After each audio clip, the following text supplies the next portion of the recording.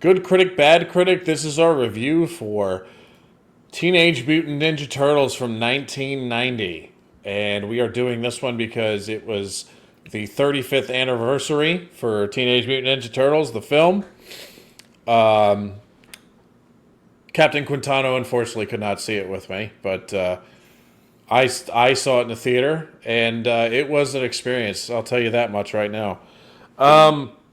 Let's go. Do you guys? I thought we might do it a little differently this time. How are you guys feeling about just jumping into some scenes right away? We never do that. Yeah, We've never done let's that do it. before. Yeah, let's do it.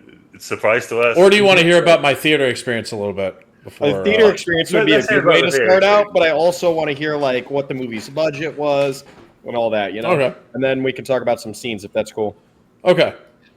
All right. So the experience in the theater, right off the bat, because I was expecting like to be the only people in there, but no, it was probably the theater was probably over half capacity. I would say, and it put a smile on my face because most of the people that were there were close to my age, and they brought their kids to go see the movie, which was a real treat. Other than that, the first few about 10 minutes of the movie were hectic because somebody had failed to turn off the theater lights. So it was like watching it with all the lights shining on you. So that I know it really upset one guy because he was the one who immediately stormed out and was racing to. I would have been Right. that guy. Yeah, 100%. and I don't I've blame done him that. because I was like, yeah, they'll probably put him off in a minute or two. But after 10 minutes, I was starting to really get worried because there's a whole introduction in this film the sequence is not only good but quite important. Are you talking about the But, creepiest introduction in fucking history? We'll get to that. We'll get to that. Because But that was more terrifying. Go ahead. I can't wait to hear him talk about it now because he said it was terrifying. But no, that not just put me off, but put a lot of the people in the theater off for a while. But they did after 10 minutes get it off, and it was fixed, and that made everybody happier. But I also noticed that because I would never had the chance to see this in theaters because I was 2 years old when this came out. But seeing it in a theater, it still looks very crisp on a big screen, I must say. I was thinking when I was going in there, I was going to see it and then say that the footage doesn't really hold up on a big screen as well as I had thought, but I couldn't have been more wrong. It actually looks like amazing, film-wise on the big screen. I was highly impressed with that, and I was thinking that wasn't going to be the case. So that's again, it just goes to prove, shoot it on film. It's still going to look good after all these years. Anything else I can say? Oh, this is the big one. Definitely. Yeah, this is the big one. So the film opened up. It was like 10 to 15 minutes before the film even started, 10 to 15 minutes of them talking about I think it was excerpts from this documentary that they did about the movie, which you can go to a website about the film and look up, which I would be interested in. I want to say I've seen the documentary and how much money was generated because of this movie coming out and how much that skyrocketed sales for toys and everything. I think I've seen a clip of that documentary. If it's what I'm thinking of, I remember seeing something crazy on it. Maybe. So the first 10 or 15 minutes of the theater experience was seeing a promotion and a sneak peek of the documentary of the film, which I kind of feel like everybody in the theater was looking around like yeah, this is cool and all, but we came here to see the actual movie. Can we get to the film, please? Which, and again, I would be interested in watching this doc, but not at that particular moment in time. I'm there to see the fucking film. Everyone there's going, I'm a parent now. Can we just please watch the film? Right. Get back to. Right. Yeah. So I don't think that was the best decision, but who knows? Who am I to say? But yeah, I feel like it did. The mood change in the theater. We're like, why the fuck are they showing this now? Go ahead. So with Fathom events, specifically, Regal Theater is kind of the one that's closest to us. But with Fathom events specifically, it's typically is more of an in-depth. Like they do try to like show you, especially if it's an older film, they'll give you a clip about this, this, and that before they go into it.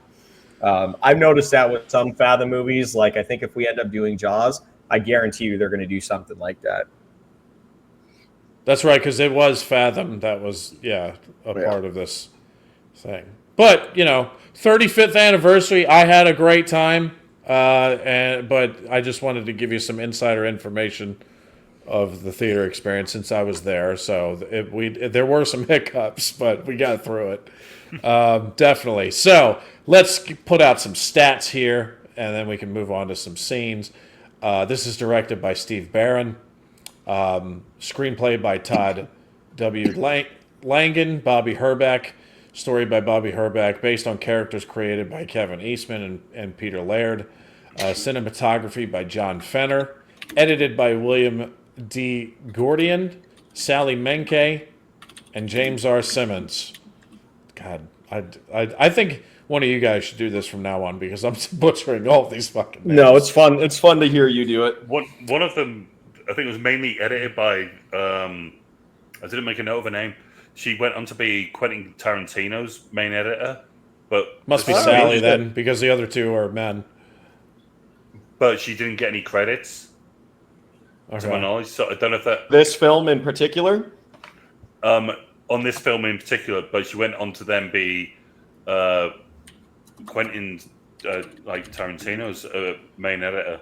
So if you just mentioned, I didn't make a note of her name, but if you didn't, I just it might be Sally Menke. That's Sally. Okay, I apologize for interrupting. And guess what? Now that Craig has just mentioned that, I see it a little bit because the editing was done very well in this film. Super good, and it kind of felt, how like Quentin Tarantino does, like some of his scenes can be a little bit of like a little bit more on the cheesier side.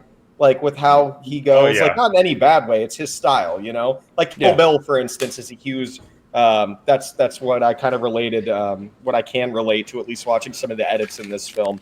But yeah, I gotta say, man. Or sorry, continue on with your thing. Okay, well, we're getting to the music by John Duprez, which I have to say, like, you wouldn't think that this is a film that's notable for its soundtrack. It fucking is. I mean, that's good. That's for someone who doesn't really have because they didn't really have like a big orchestra or anything, but it's one of those soundtracks where it's not what you expect, and it's perfect for this style of a movie. That's what I would say. Distributed by New Line Cinema, which we have to touch on a little bit. I mentioned it in one of the previous reviews.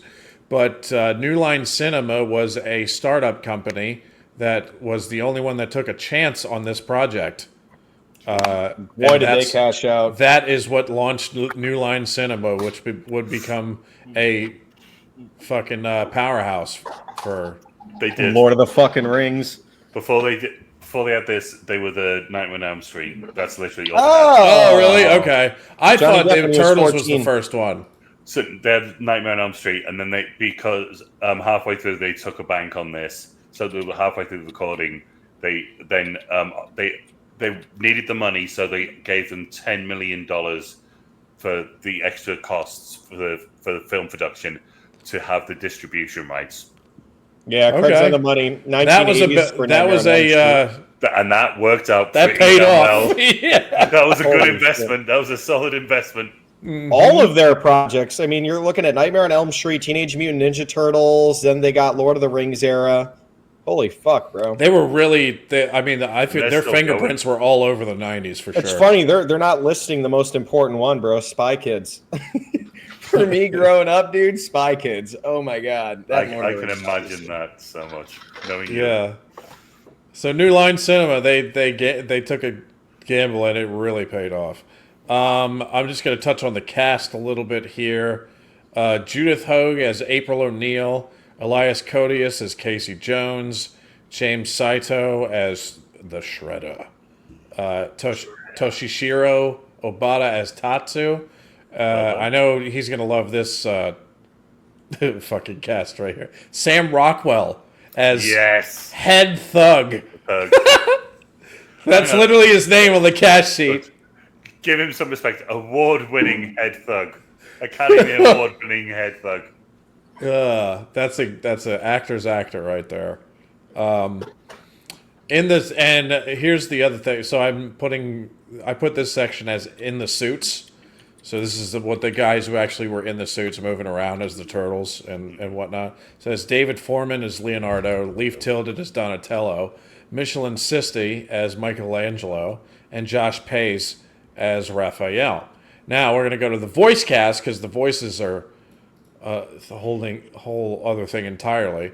Brian Tochi as Leonardo, Corey Feldman as Donatello, Robbie Rist as Michelangelo, and Josh Pace as Raphael. Yeah, Josh Pace is the only one who was the guy in the suit and the voice of the same character. So, and best voice, I think. Maybe I like Michelangelo too, but Josh Pace is Raphael. He's the only turtle that has a New York accent. Oh, right. Yes. I thought you were going to say something else then, but but also this was like his movie, if that makes sense, in the sense of like the more time that the turtle got on screen, I felt like Raphael. It was his character arc. It was his character arc, which is weird because Leonardo's always, Leonardo has a good little moment in there too. No, he absolutely does, but he's the stoic one for Al. Yeah. And it's he's the leader too, pretty much. Oh no, he totally is from our great leader. But it's so good, dude. But it is Raphael, like I think it is his character. It's it's an ensemble, but if you're gonna say it's anyone's character arc, it's his. Everyone's character just grows a bit, but it's for him.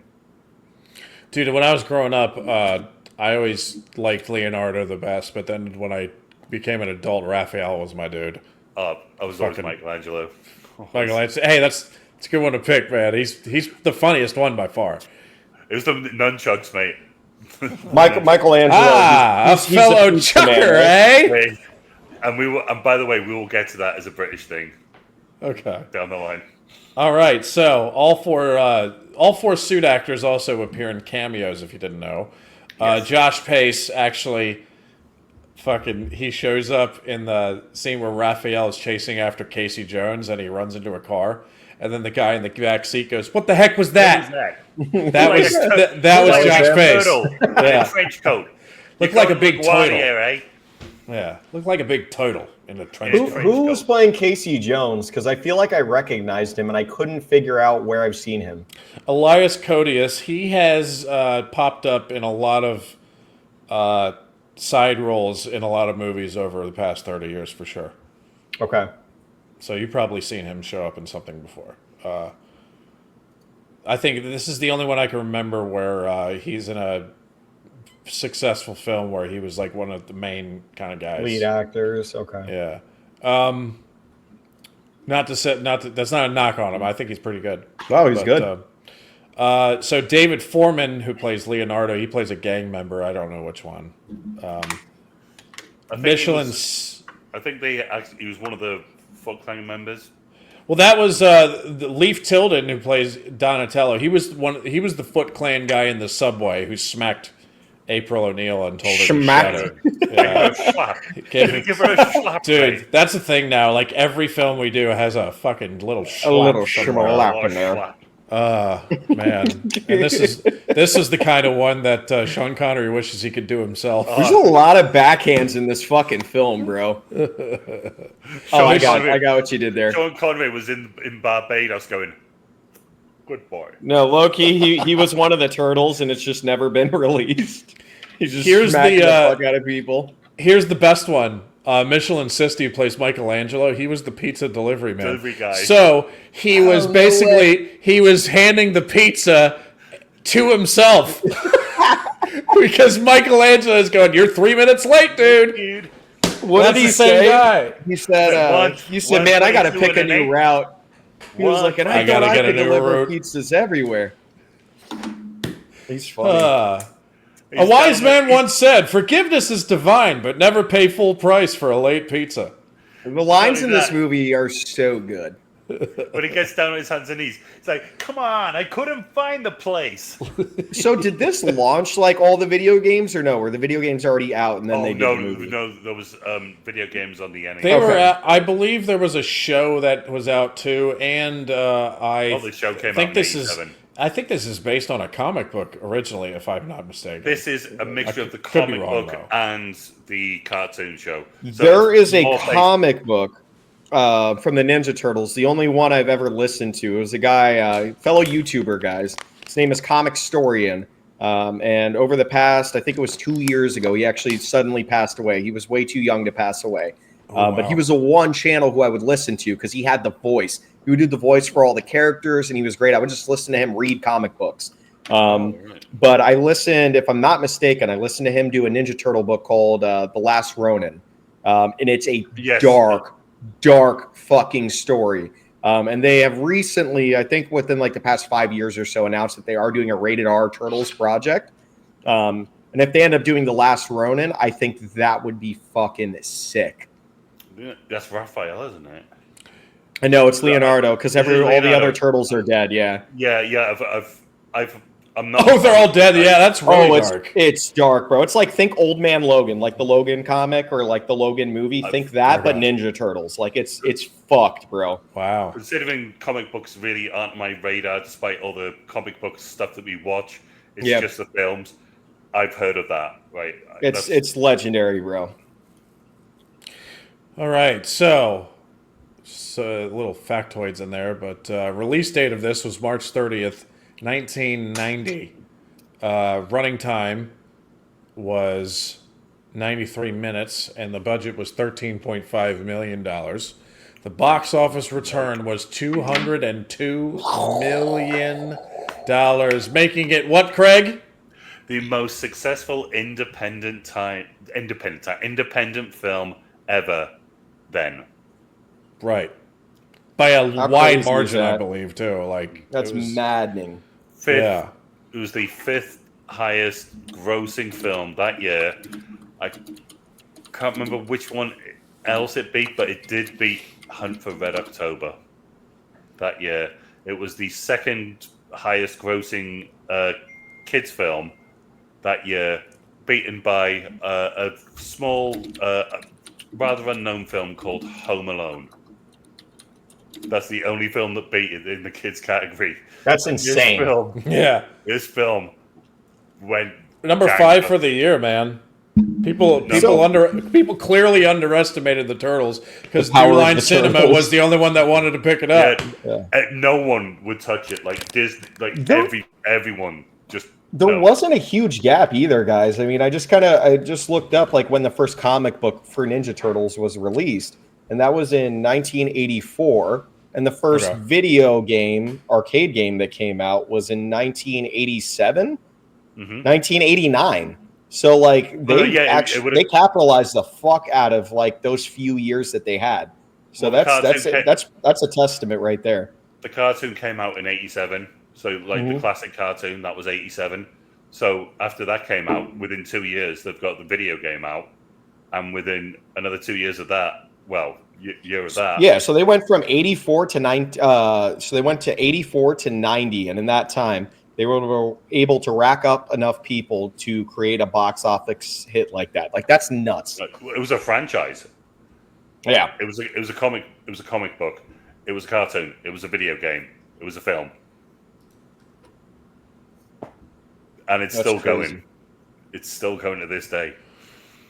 Yeah, I think I read it made like $4 million, like from the limited dates that it had here in the States, which is insane. If it's only open, and it's not like they had like these dates. What do you mean? I thought it made like 200 million. What do you mean? No. I'm talking about like for the 35th anniversary, like now today. Yeah, that's impressive. Yeah, it made like $4 million, and it had specific dates, and usually only one time, only one showing in a day. That's insane. That's why they I think they're still adding dates to it because they're surprised I at how well it's doing. It's just exclusively another. legal. People want older movies now because they're just so much better. Honestly, Wait, you saying people? You said earlier, people. I think you might have said it off screen. People were taking their kids. It's like, yeah, here's a good kids movie. Let's take them to it. They haven't had one in ages. Yeah, right. This- And Okay, so- here's for a kids movie though, it was kind of dark. That's the It is. thing. yeah, all the best. But I don't kids care. I movies love out it. I love it. Yeah, that's right. there. The Goonies. The Goonies is pretty terrifying. If you guys have seen it, well, probably Brian. It's terrifying if you've like in those terms, but it's completely watchable by kids. They might be scared. There might be peril, but they can handle it. You know, people. You know, these people who are up in arms about X, Y, and Z. No, that kids can. You'd be surprised what kids can handle. And this film is an absolute testament to that because kids ate this up. And I was 7 when I saw this. Mm-hmm. Yeah, and I watched it about 100 times. I've seen this like countless amount of times. The second one too. But now Yeah. that I'm adult, the second one is. The second one, yeah, we don't yeah. watch it. There will not be. When you're a kid, you really like it, but as an Yeah. adult, you're like, "Whoa, this is pretty bad." We just wanted another Turtles film. That's it. That's all it was. When we were kids, we just wanted another Turtles film. Yeah, I think even in the sequel, I read this recently that apparently in the sequel that they did, what was it? The Secret of the Ooze. In the sequel, I have to like watch it again at some point because somebody made the claim that in the sequel, none of the turtles actually used their weapons on anybody. No, they didn't want to. They wanted to cut down the violence. Even made it good. yeah, that is what made it good. Even like April O'Neil's actress in this, she had a bit of an opinion about how much violence was in it. It's like, no, that's the thing that makes it good. So so they Disney'd it. yeah, so first fight at the beginning, Michelangelo, instead of having nunchucks, he grabs some cold cuts, like links of sausages, and he says combat cold cuts, and he starts using them as like instead of nunchucks. Right? Yeah. Let's keep it there in case Quentin wants to watch the sequel. Oh yeah, I'm sure. It has its moments, but it's nothing compared to this one. It's kind of like how the original like Tim Burton's Batman and then the second Batman was fucking terrible.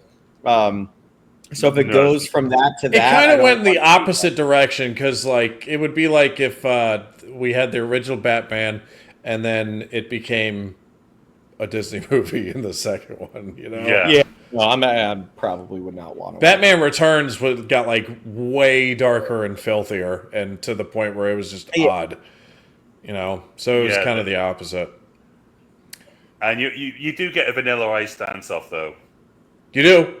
Huh? And you get a very catchy song that is impossible to leave your head. It's still in my head. Go Ninja, ninja, right, ninja, ninja.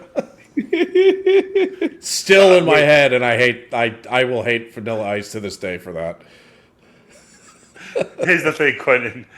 I know you think, oh, these two are fucking with me. No, we're not. No, I don't think you're fucking with me. That seems like something that would happen in, honestly, the first movie. I'm happy they didn't, because there's, with this movie, dude, it's like, I wanted more of the seriousness. I understand it's a kid's movie, right? It's aimed towards kids, but like the times where I found myself enjoying it the most were truthfully like the more serious moments, like with Master Splinter and then the meditation, like, and then the music comes in and it's a whole different tone.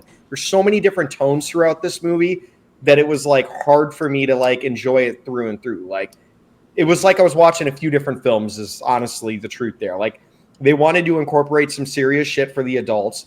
And then they wanted to incorporate the stuff for the kids. I get that, but it felt too separate. Like I don't think that they had a good blend of the two. The only thing I can justify that with is you've got to remember they are supposed to be teenagers. So I think they're supposed to be like 15, maybe 16 tops. Yeah, that's fair.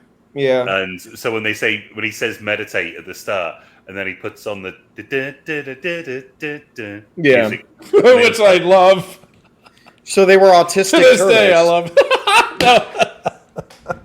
No, is that what I'm getting here? No, they're not autistic. They're teenagers. They're teenagers. They're supposed to be. They're supposed to be. They were like in off, grown man turtle bodies, but with the brains of sick. No, I'm kidding. You had so you had Leonardo's the stoic one. He's the de facto leader. Yeah. And then you had Michelangelo and Donatello, who are being teenagers. They goof off and fucking do everything. And then you have Raphael, who's trying to be a man. Teenager. He's trying to be like the man when he's really not ready to be. You know, he's the teenager. Brother.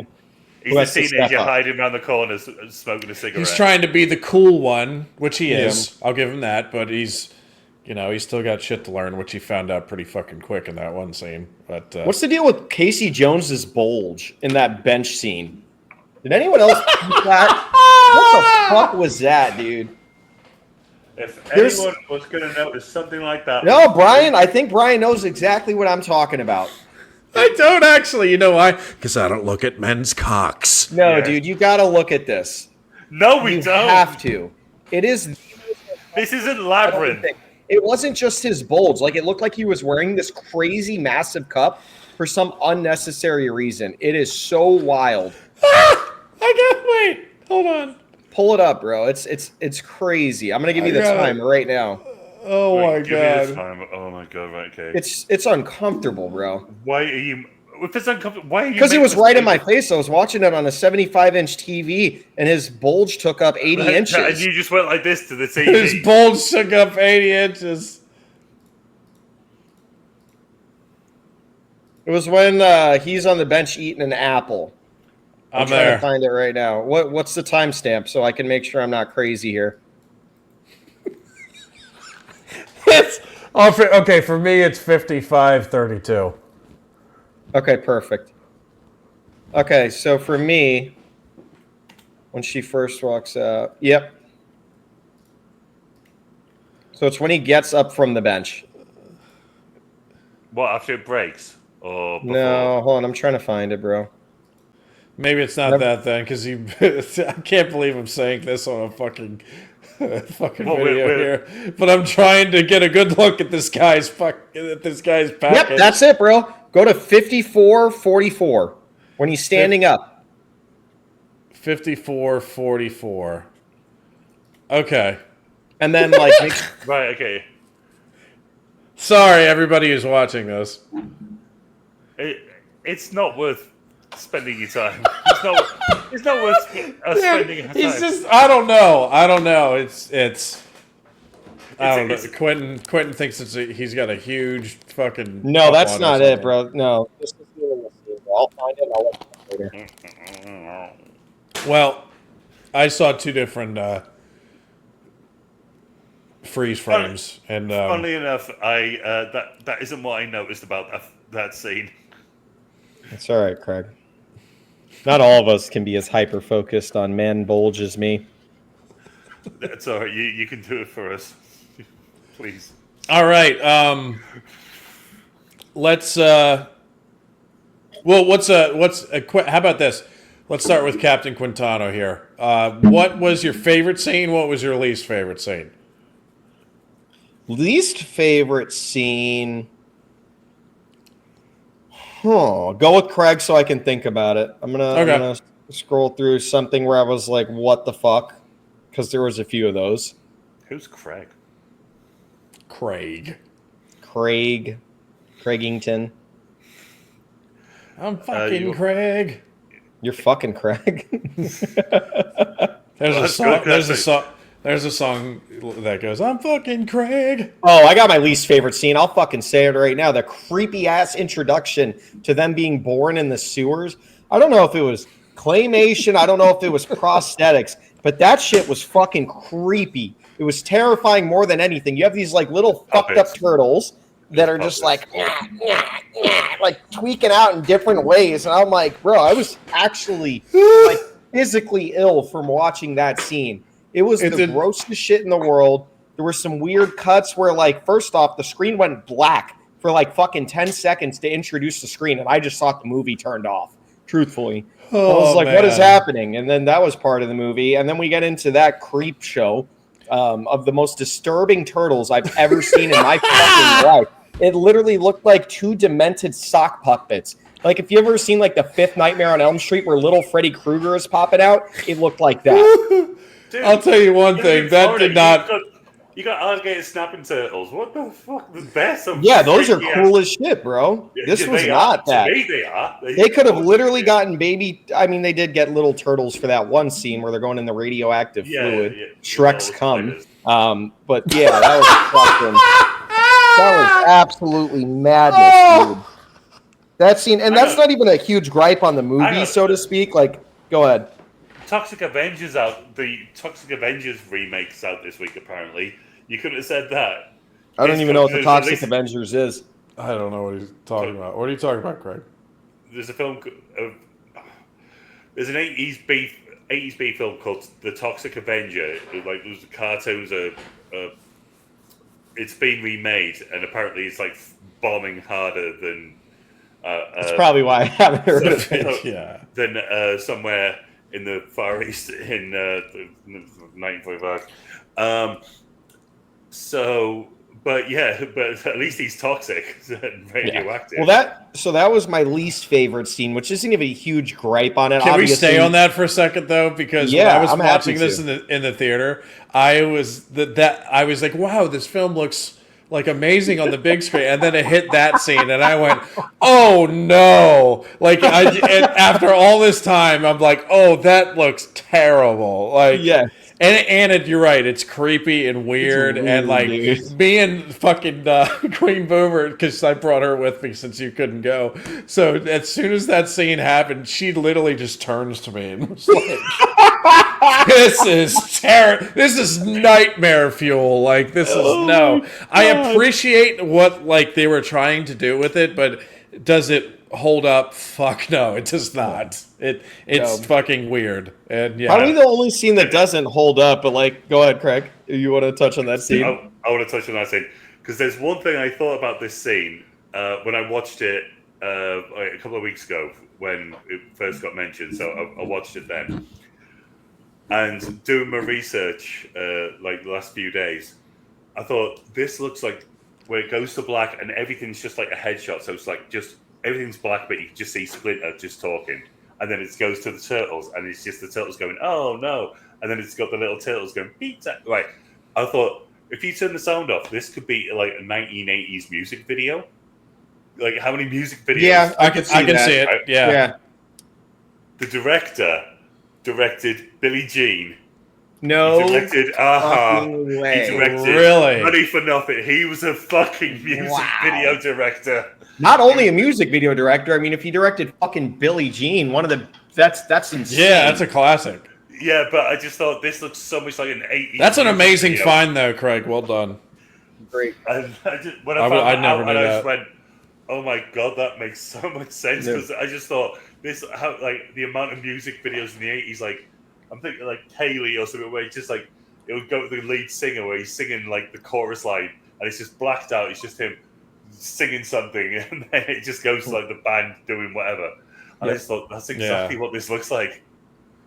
Speaking of the satanic miniature turtles, though, do you remember the second miniature scene when with Master Splinter? Oh, he's in that cage and he's like mimicking my master's movements, and then he's doing the karate moves. Queen Boomer literally started belly laughing in the theater at that. God. She was laughing so hard.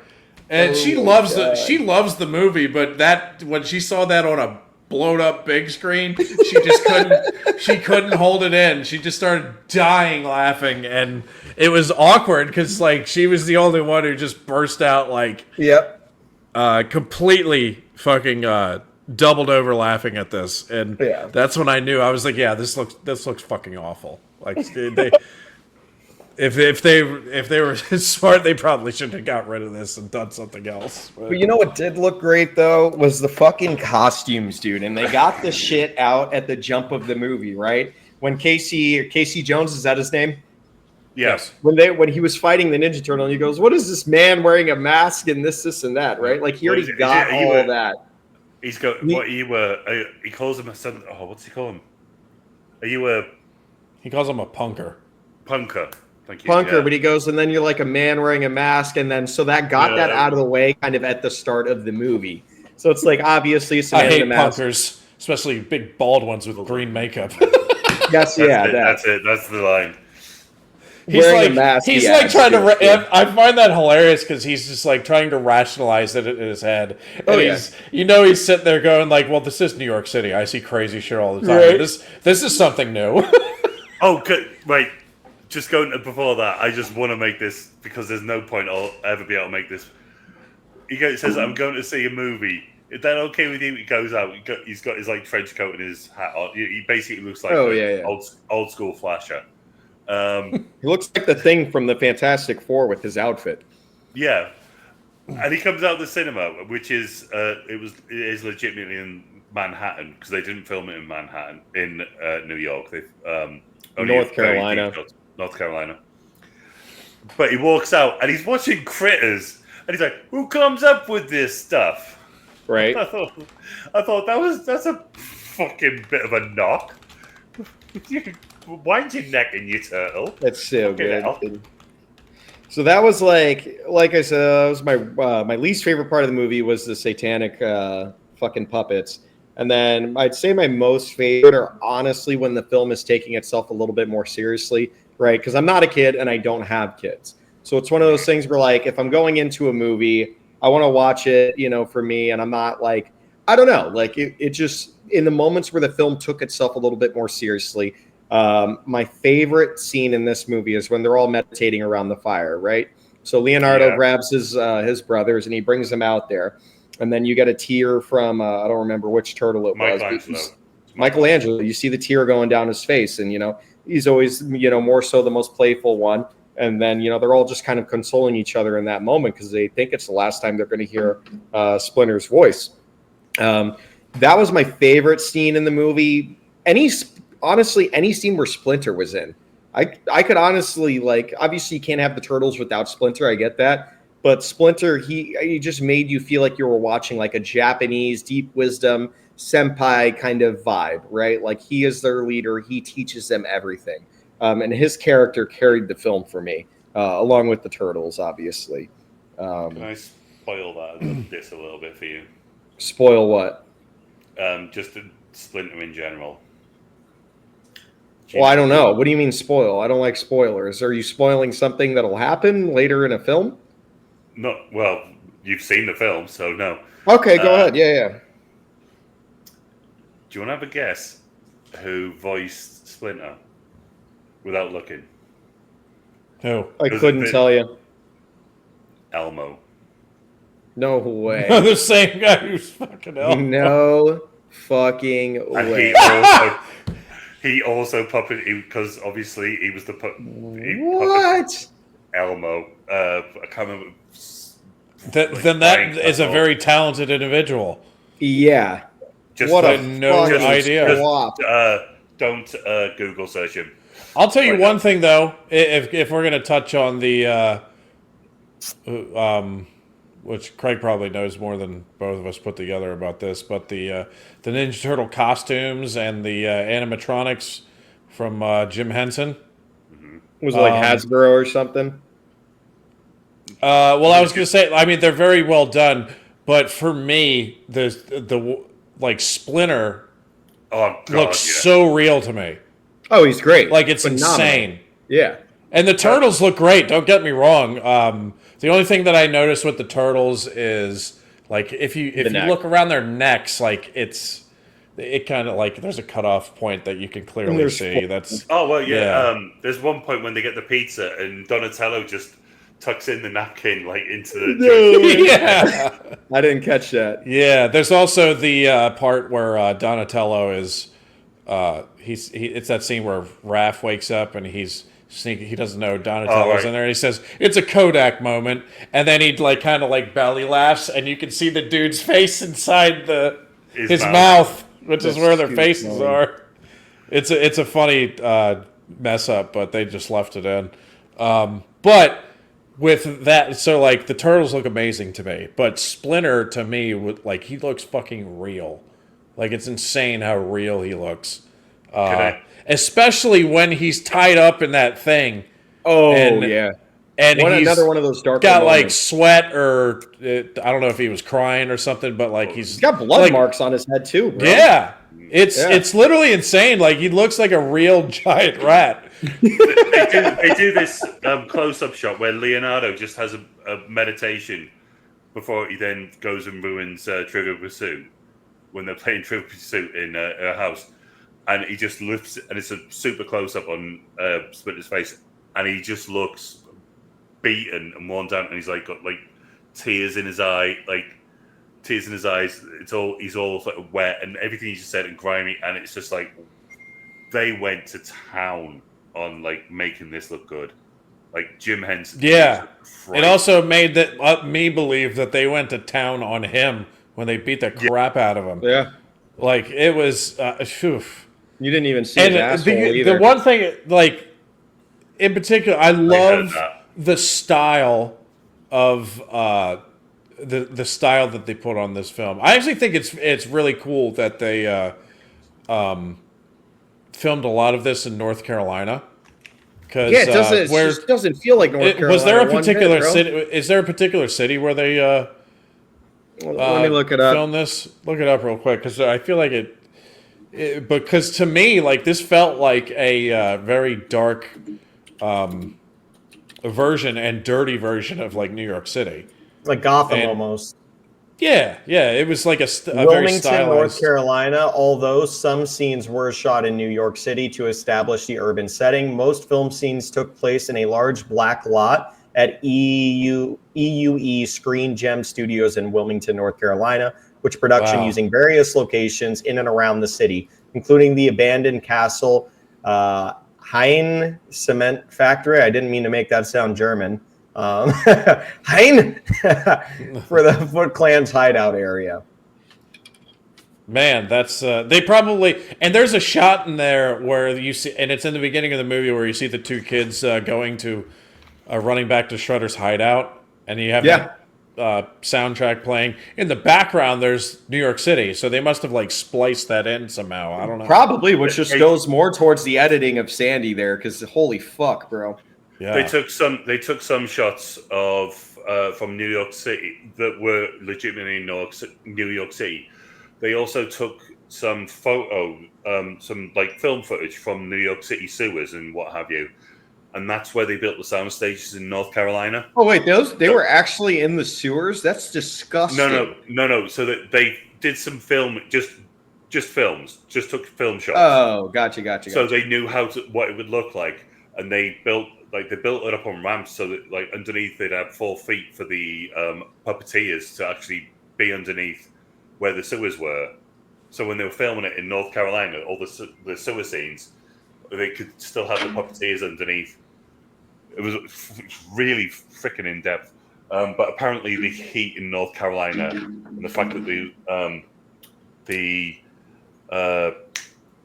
costumes weighed like 80 pounds. Oh my god! The guys lost like 15 to 20 pounds by the end of filming.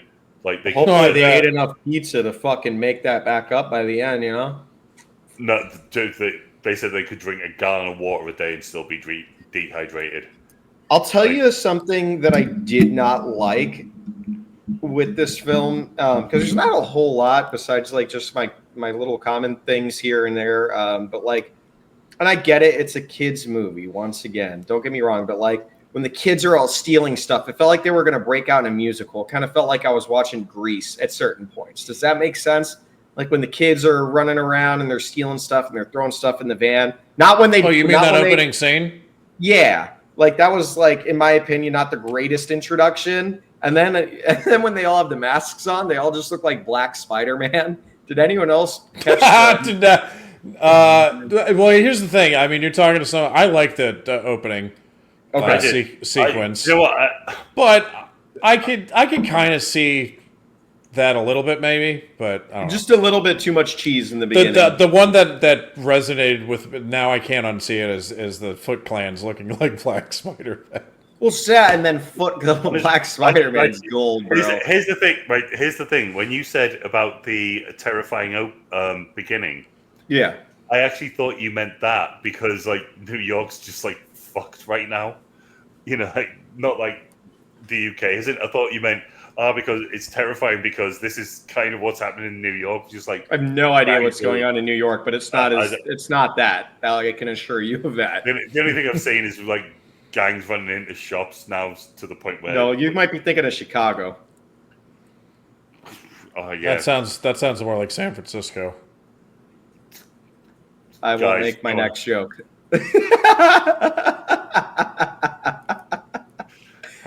All right, enough about real cities. Let's go back to Turtle Gotham.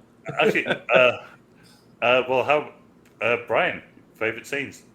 Yeah, least favorite. Favorite scene. I'd have to think about that one. But the least favorite scene is definitely the fucking satanic turtle miniatures now. Because I don't know if it was before, but seeing it on the big screen now, like I hate it. I hate it. Right. I don't ever want to see that again. Yeah. But they're just horrifying. They're fucking. And where did the radioactive jizz come from? They're just like, oh, I just ended up in the sewer. I don't know. I don't know. You know what? My favorite scene is probably the fight scene, the Turtles versus the Shredder. Right. And I wish there was more of it. Really? But I like it just from the you could definitely come up with issues for that scene for sure if you're looking at it from like a storytelling level, which I would probably agree with you in some ways, but just the tone of that scene where it's the final showdown and these four guys who have beat the crap out of everybody they've come across pretty much when they're all in unison. Now they're all in unison going up against the Shredder, and it's 4-on-1, and they've met their match, and this is something completely different that they have not encountered before, and obviously because we know the backstory, like Shredder knows their styles, because of the history. That was cool. There. I like that sort of thing. That it's just the description of the way they fight. There's that sort of like, this is so intrinsic to him. So, I know what this is. You know, it's like, it's got that sort of weight to it. Quinn's laughing. Yeah, I know. He's laughing. It sounded like you had something big in your throat there. I don't know. Sorry, go ahead. You'll never know what that sounds like. Oh, you do know. Oh, that's where I was. I bought some. I legitimately bought some bananas tonight. You ever moved to? No, I can't say that either. That wasn't a banana, mate. The thing I didn't like about that scene, Brian, was like I was hoping Master Splinter was going to kick some ass, and I was really curious how they were going to do that. Because when Casey Jones turns around and he goes to tell him, I was like, oh shit. Like Master Splinter's about to go in there and fuck some shit up. And then that was very anticlimactic, but like my more so thing, like I think the thing I was most intrigued with that scene was how are they going to animate him? Because obviously like the rat that they did with the prosthetics or robotics, animatronics, whatever it is, looks so good. So I was like, how are they going to get him to move like the turtles? Because the turtles have a lot more freedom with movement. So the answer is they can't. Exactly. And they didn't. They can't and they didn't. And I was like, that was kind of anti. But I actually agree with you in the sense that I would have loved to have seen something like that. Right. I can't really. Yeah, I actually wish that we saw something like that. I understand why they couldn't do it because it's impossible. It's impossible. But with how they kind of did it, in a way, I'm kind of more like if I was to look at it like that, I'd be more upset with how Shredder kind of took himself out. You know, he's beating he's the a crap out of the badass. turtles. Then Splinter shows up, and he's like, "Oh, it's you! I'm gonna Exactly. finish what I did with your ear." And then he just runs at him full speed from far away, and it's Yeah. like Splinter's like, "All right, well, it took me 8 seconds to prepare for that." Whap, you know, Yep. like that's I can see. Yeah, I'd That's probably be kinda- more upset with that, that's- to be honest. That's kind of wrestling, though, isn't it? Like, just someone, doing the wrong thing and then he's getting hoisted by your own petard. Just Then again, there's something to be said, like, and I might be segueing a little too much here, but like, there's an old, not old, but in Star Wars Rebels, a cartoon, when Obi-Wan Kenobi comes across Darth Maul in the desert, and this is when Obi-Wan Kenobi is looking after Luke Skywalker, and he's just kind of watching over him from afar. The scene, I've actually basically- seen this scene. you're It's talking brilliant. about. Oh my god, it's so good. So the scene, Darth Maul approaches, and Darth Maul's just filled with anger and hatred. And Obi-Wan Kenobi goes in his old stance with his saber out like this and his other hand out like that, and then he goes, "No, I am Obi-Wan Kenobi now." And he's like, "I'm a different version of me." And then he corrects his stance to the him that he is in that moment and at this point in time.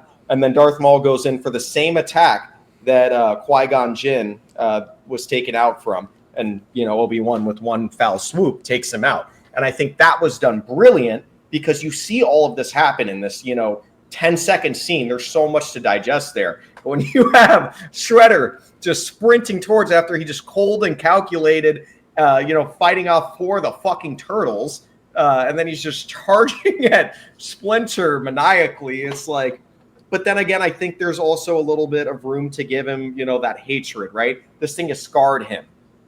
For his Yes, I entire do life. understand that part. Yeah, But to run at a dude and he has 10 seconds to prepare for him, running at him in this one stance at full speed, like that was if a there's bit, one thing I've learned too about much. you, Brian, it's that you don't like villains that are either smart, calculated, whatever, and then at the end of the movie they make some fucking Do something stupid-ass really mistake. stupid, yes. Yeah, like that'll ruin the movie for Brian.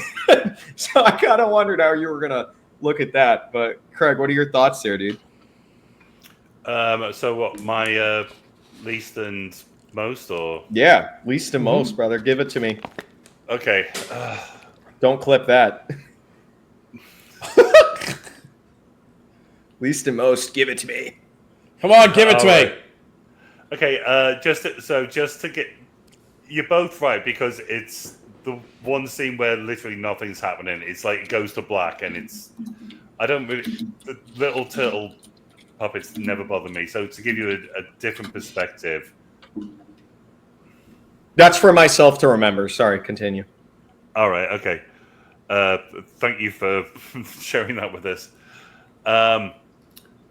In that same shot, it's not the little turtles. It's the beginning, and also it's Michelangelo. So in that same shot, when they're like, there were 4 baby turtles.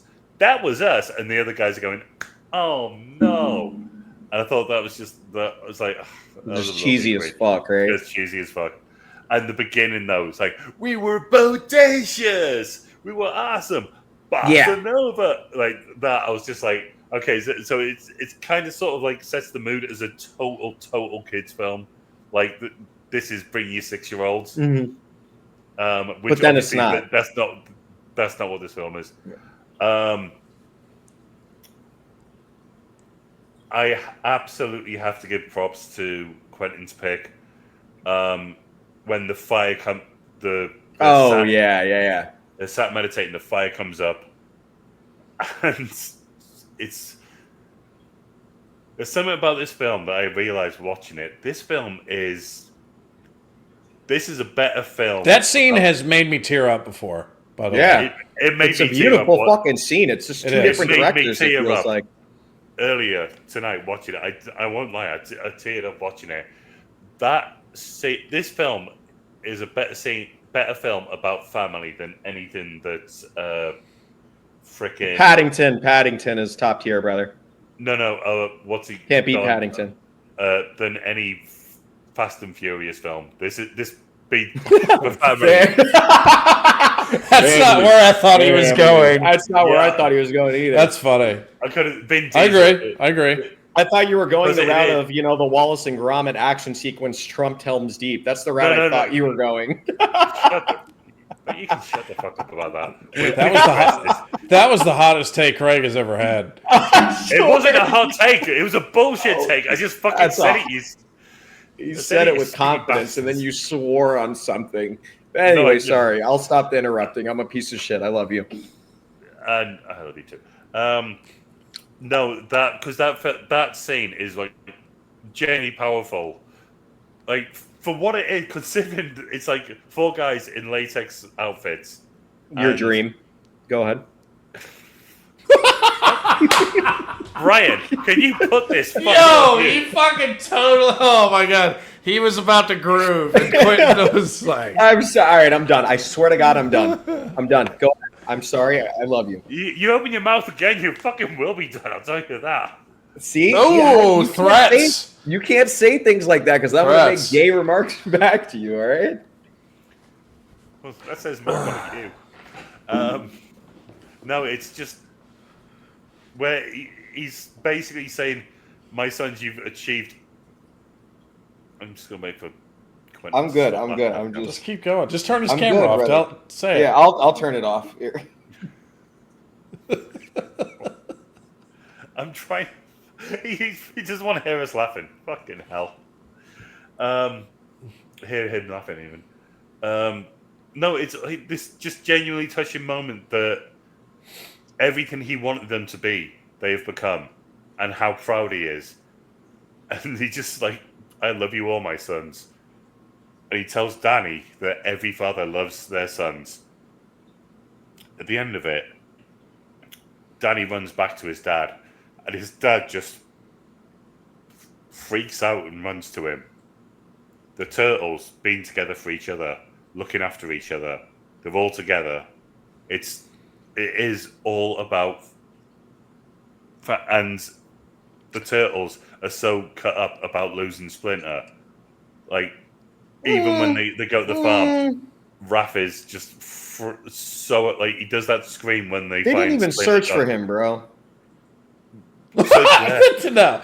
What I was gonna chime in here because what Craig and I haven't thought of this movie that this way, but because of what Craig just said, this movie is actually pretty pro dad, which is good to see. Oh yeah, it's because you never see that single dad anymore at all. No.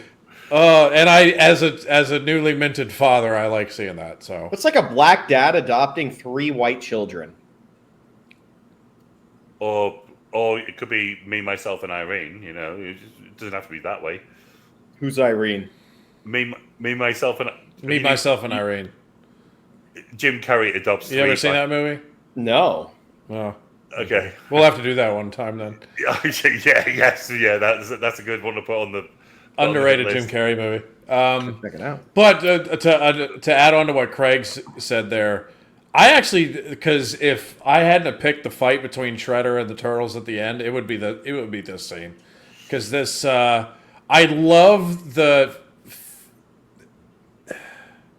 I'm probably going to butcher explaining this, but when they first sit down before they even try to meditate, so you've got Raphael or Leonardo has brought them out there, and then you got Raphael who's like, Leo, I don't know about this, but I would love to put us out here for nothing.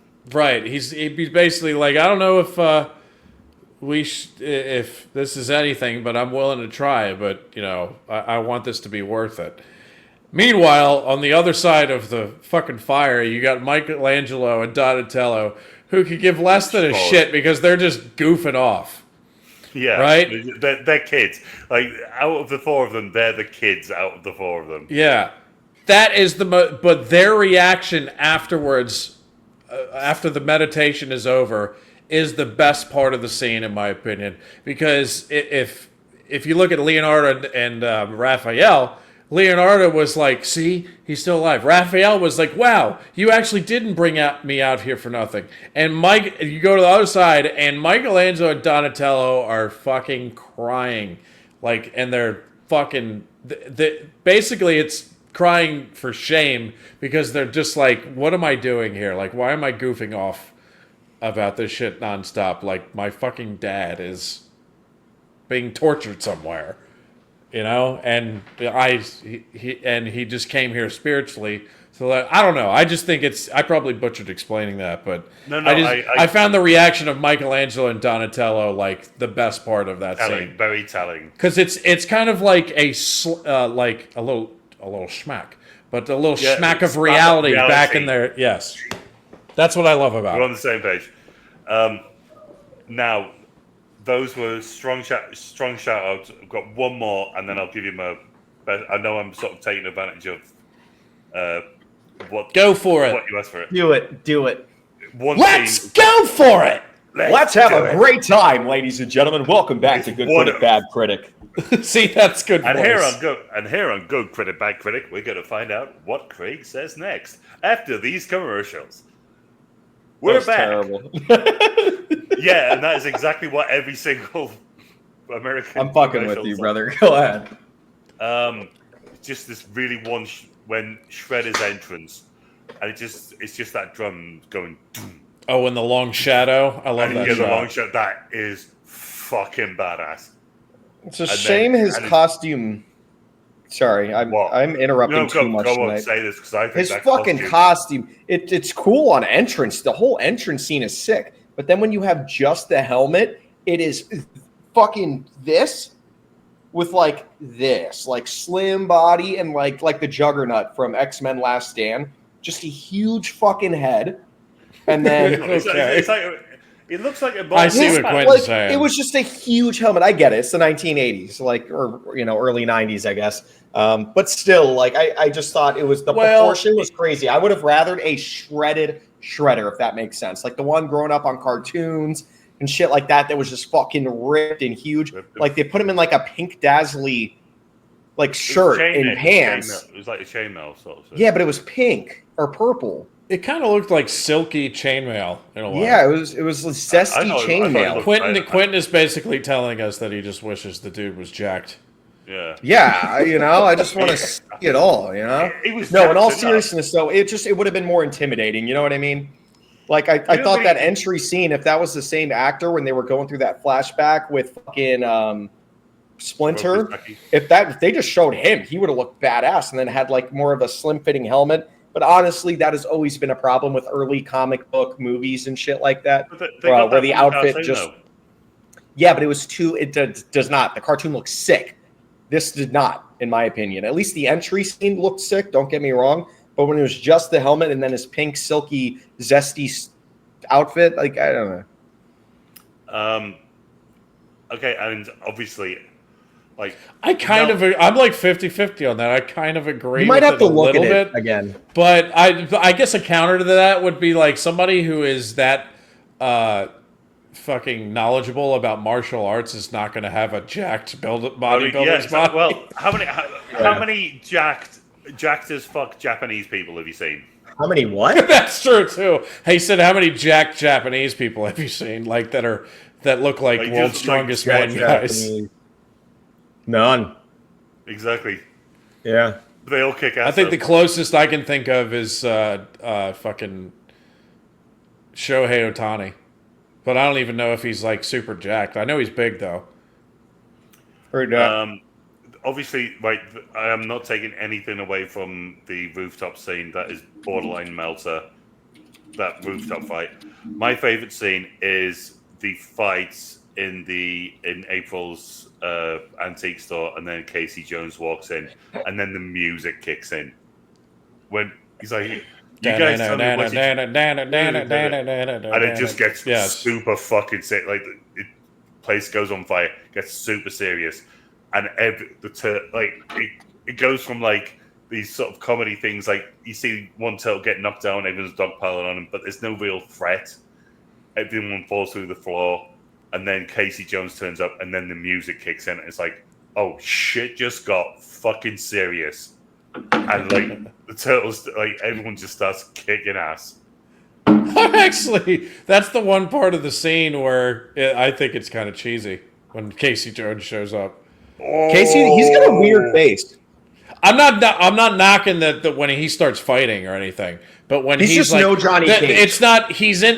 They fall down there, and then the lights go on. It's like dang, and then you just see him in his hockey mask, like going like this. Mind telling me what you doing with my little green pal over there? That was like I half expected if I hadn't seen that like 100 times, I would. If I was seeing this for like the first time, I would half expect him to be like Tug Speedman and be like, "Who left the fridge open?" And who the heck is that? Wayne Gretzky on steroids? That was funny. I'll tell you something that.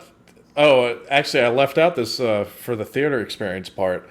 Do you remember when the Turtles go back to New York in the movie? Even though I guess it's shot in North Carolina, but they drive back and then they go back into their the Turtles' home that was raided because they think the Foot Clan doesn't think they're there anymore. So they go down to the basement, and Casey Jones goes, "Wait, we're sleeping down here." And Donatello says, "You're a claustrophobic." And Casey Jones goes, "What are you talking about? I've never even looked at a guy like that before." Every dude in the theater just started dying laughing, and like everybody's seen that joke like 100 times, but it's still the one that will still get a laugh out loud from you, at least in the theater. It was funny because literally everyone laughed at. The kids were looking up like, "Why is that so funny?" But but it was definitely the adult joke that killed everyone in the theater for sure, and I thought that was great. There's one thing I really want to mention about this film now because I've so indoctrinated to so many sort of like American things, so many jokes, or just not even jokes, just lines that were said meant nothing to me as a kid because they're just very American. It just goes over your head. Yeah, right. When Michelangelo offers Donatello a pork rind, he goes, "Pork rind, pork rind, pork rind." Fight. Kitchen. Oh no, the pork rind bit. We don't call them pork rinds over here. So I didn't I didn't know what the fuck they were saying. So that or when Casey minute or two before when Casey tells April that she's been fired, and she slams one door, he slams another door. And they go, "Wow, it's kind of like moonlighting, isn't it?" I get that reference now. It's Sybil Shepherd and Bruce. As a kid, I'm like, okay, right, whatever, right. Just absolutely. That was the one that actually went over my head for a long time because I never watched that. Yeah, but I've never watched it, but I know what it is and know what it's about. So now I get that reference. That it's a will they, won't they. Sort of thing. There was so many things like that I just didn't get before, but now it's like I get the reference now, and there was quite a few of them were, you had to be an adult. There's no way kids were getting that. Like kids aren't getting a moonlighting reference, even even then. I really like when he's they come in from their sparring session out in upstate New York, and they come in, and April's like, "Oh, you need ointment?" And he's like, "No," and then he pulls out the turtle wax. I would have never got that as a kid. I saw it. I prefer turtle wax. When he said, "Do you want some ointment?" and then he pulls out turtle wax. When I watched it, I just went, "Oh my god, that's the joke!" Right? Can we touch on the fact how forceful Casey Jones was? I mean, it worked out. It's that 1990s "I'm the man" situation. He comes up to her, rub her neck. She's very when he pushed her down into the fucking and then he's like, chair. "No, bitch, sit down. I'm rubbing your shoulders." And she's like, okay." And she's like all pissed off, and then he starts rubbing, and she's like, "Oh, she's like, yeah. Oh, fuck." And then the turtles walk in, and they're just like, "Oh, man." And they're the guys with the camera, I'm just seeing it all play out. I really loved it when... I'm not sure what point you're trying to make there. I loved it when Michelangelo and Donatello are like fight, kitchen. Kitchen. And as Leonardo and Raphael are arguing, Yep. you literally see them go like this in the background, like to creep away. I have a video of it. It's pretty great. They were tortoises. Oh, Have you guys It's so ever great. You guys ever wanted to know what a tortoise looks like when they fuck? I've seen it, mate. I've seen it. So me and my wife, we were at He's gonna Busch tell Gardens. I'm gonna tell you, yeah. So I'm at Busch Gardens. We're watching these Galapagos tortoises, and if you know what they are, they're fucking massive. Yeah. I know Craig the does. biggest, yes. biggest They're ones. big biggest boys. ones. They live up over 100 years old. So Dude, me and Christina so are walking by, and we just start hearing from the distance. We hear, Eh. and I'm looking over, and then I see this fucking massive rock, and I just see it from the back, and I'm like, is that fucking rock making a noise? And then we start looping around. I'm like, oh no, this turtle's fucking right now. This is a tortoise, dude. He was on top of her, and he was going, I'll bring up the video. That's the right noise. Swear to God, he was high pitched. Craig, dude, tortoises fucking high pitch. Yes. Yes. That is Can I a interrupt? yeah. They sound like No. like they do No. not. I'm going to prove you wrong here in a moment. No, they do not sound No, like. I'm in total agreement with Craig. You turned it this the way. ones You that- turned it into turtle. Craig's on my side. The videos that I've not seen it in real life. I've seen it on videos, and it is. Christina said, Brian, side with me. No, I believe you totally. I'm just why are we talking about that? Well, because all right, here's what segued into my brain and how it works, right? So at the start of the movie, I was 90% sure that Raphael was fucking that woman. Like I was like, it's gonna happen at some point in this movie. He is bagging that shit. We're gonna see some dirtle fucking. It's gonna happen. You did remember this was a kids' film that we're watching. It was a kid's film until Turtles started wanting to fuck What do you women. think? What do you think Raphael's gonna do? Just pull his green meanie out and be like, "Hey, April, I know you want this." No. Yes, Hey. honestly, she Hey, did. you She was want this rubbing and his a head. Slice of pizza? Both of them. Oh my goodness. Oh, when he's injured and he's like passed out in the bathtub, and she's like, Here we go.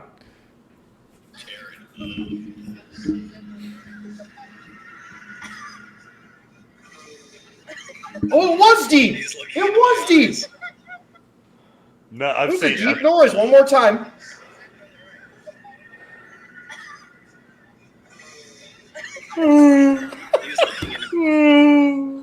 "Dude, let that turtle get some ass." Dude, he was tearing it up. My man was there for at least 2 decades. I swear, bro. Babe, you were right. Oh my god! I've heard them go. But yes, the little ones, I guess, do go, oh, but that motherfucker was literally like, What noise do you think Raphael was gonna make if he was gonna? Raphael was going to make, Cowabunga, I came! Here you go. Cowabunga, come! No, here you go. Get yourself Turtle, a taxi, come! bitch. Get I- yourself a final- taxi, bitch. There you Get go. yourself a taxi, but his final answer, you ready? Turtle blast! And then he comes. You could have made Oh. a Squirtle reference, considering. Ooh, Squirtle, that would have been so good. Yeah, you missed it. Oh. Yeah, He was trying to make a little Squirtle. it was. All right, so let's. Hey, look at that Pokemon card. Let's get official ratings and like Let's do it. what you like or not like about it. Let's start with you, Quintana. What's your rating? I don't know what you guys are thinking I was gonna give it. I'm gonna give it a 6. I'm gonna give it a solid 6. Okay. I had fun with this movie, but the fun moments were the ones where the story was more catered towards adults, right? At the end of the day, this is a movie made for kids, and then they put some adult humor in there. But like I said at the start of this, I truthfully do feel like not that it was 2 different directors, because I feel like everything blended well. I just don't think that the director had a clear idea of how to make adult and children film blend well. Like if you Yeah, watch nothing to do with SpongeBob the episode, there's shit that can go right over the kids' heads, and it's perfect, right? Like with this, you either had super deep moment, you had Rat that was chained up, Master Splinter chained up, beaten, bloody, bruised, but then you also had a very super kid element about the movie, in the sense that literally all of the gang was ran by kids, not ran by, but the gang they were kids. They'd show up to the warehouse and then ask for cigarettes. They would show up to the warehouse. They would ask for cigarettes, and like the kids in this film, holy fuck. Yeah. Playing blackjack or whatever they were playing, poker. Poker. Yeah. I don't know what they were playing, but either way, I was just like, they didn't know how to separate it super well, in my opinion. But I like the deep moments of this movie. If this film ever gets made, The Last Ronin, I am so beyond excited for that. Because I would like to see the Turtles take a darker route. I understand that it was made for kids, but me being 26, I just want to see, because I think there's so much potential there for each one of their characters, right? All the Turtles, Master Splinter, even Shredder. Give me the dark shit. I don't mind seeing the blood and gore, and I think that these characters have that to them. I just didn't grow up with the Turtles like that, with this original film. But I did enjoy the film. There wasn't at any point where I felt like I was bored. It was a lot more of being like, okay, this and that. But I appreciated so much the editing. I thought that the costume design was great. Whether they used animatronics or puppets, I thought that was great, minus the satanic ones. That brought down the score 2 points just on that alone for Quentin. Well, no, it was just creepy. It was just like uncomfortable. But that's like, I don't know. I mean, obviously, $200 million on a $13 million budget, it reached the right audience. All I'm saying is that the film didn't work for me entirely, but I still had a really fun time. I thought the female actress, and strike me down for not remembering her name, but I don't. But I thought she was actually great in the film. I thought that she did a really good job with acting with people who were in costumes.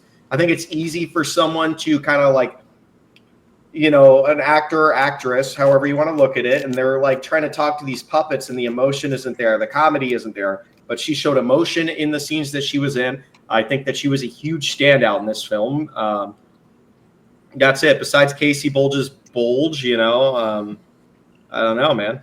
But yeah, I give it a 6 out of 10. I'll raise it to a 6.5 because that's, I think, where I really lie. I can't give it a 7, but I'd give it a 6.5. Once again, did not grow up with this film, so it doesn't have that nostalgic factor that I think a lot of other people do have. But I see the appeal, and I had fun watching it, and I do recommend watching it. So take that as you will. Muppet rating. Oh, fuck me. Well, come on, it's a Muppet film. It's legitimately between the fact that it's literally a Muppet film. So I think if I would be disrespecting it not to give it a 10, I won't even go Meltzer there because it knows what it is. You know what I mean? But one of the weirdest things was like Master Splinter. It's like, all right, you haven't been in the radioactive juice, but you're doing full blown karate moves. Learn from your master, and you're just a normal rat, bro. Like. I don't know. It all goes back to the satanic puppet scene. It does, truthfully. So, I'll give it a 10 on the Muppet scale, just because I don't want to disrespect the film in any regard. But yeah, that's where I'm at there. So, Craig, what do you got, dude? Ryan, you next. Deferring to Brian first. All right. This is one of my favorite movies from my childhood. But watching it back in the theater, I'm shocked that it looks this good. It was a great, other than the hiccups in the beginning, it was a great theater experience. I was very much looking forward to this. That being said, I'm going to give this an 8. I was thinking going into it, I was going to give it a 9.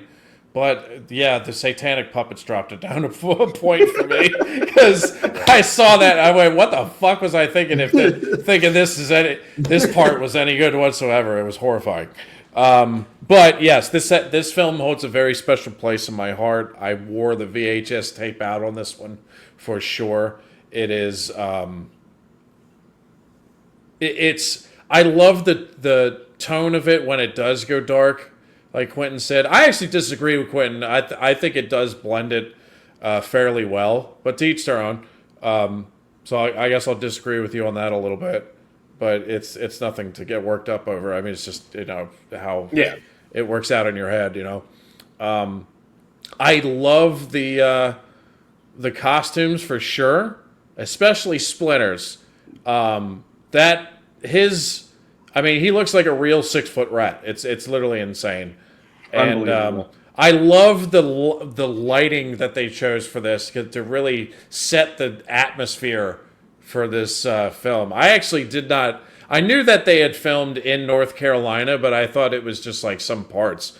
But no, it feels like the majority of what was filmed was in North Carolina, which actually shocked me because they actually did a very good job of making New York look how dirty it was then. Yep. I mean, in 1990 New York, this was before Giuliani came in and really cleaned up the city. It was a very grungy, dirty city at that time.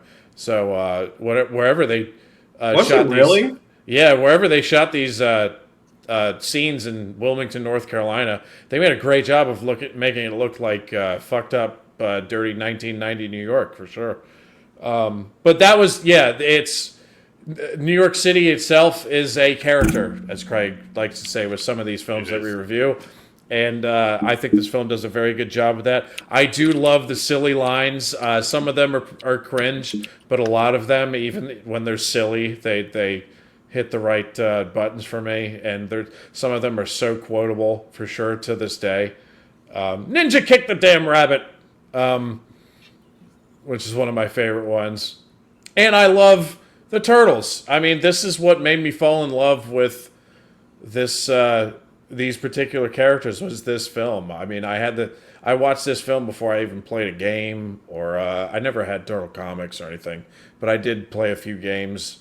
And this is the one that set it off, man. I think performances, everybody does a pretty good job. I think that the toughest job is by far the guys in the suits, as Craig said. Preach. Because they Sweating their asses off. They killed it. That's unbelievable.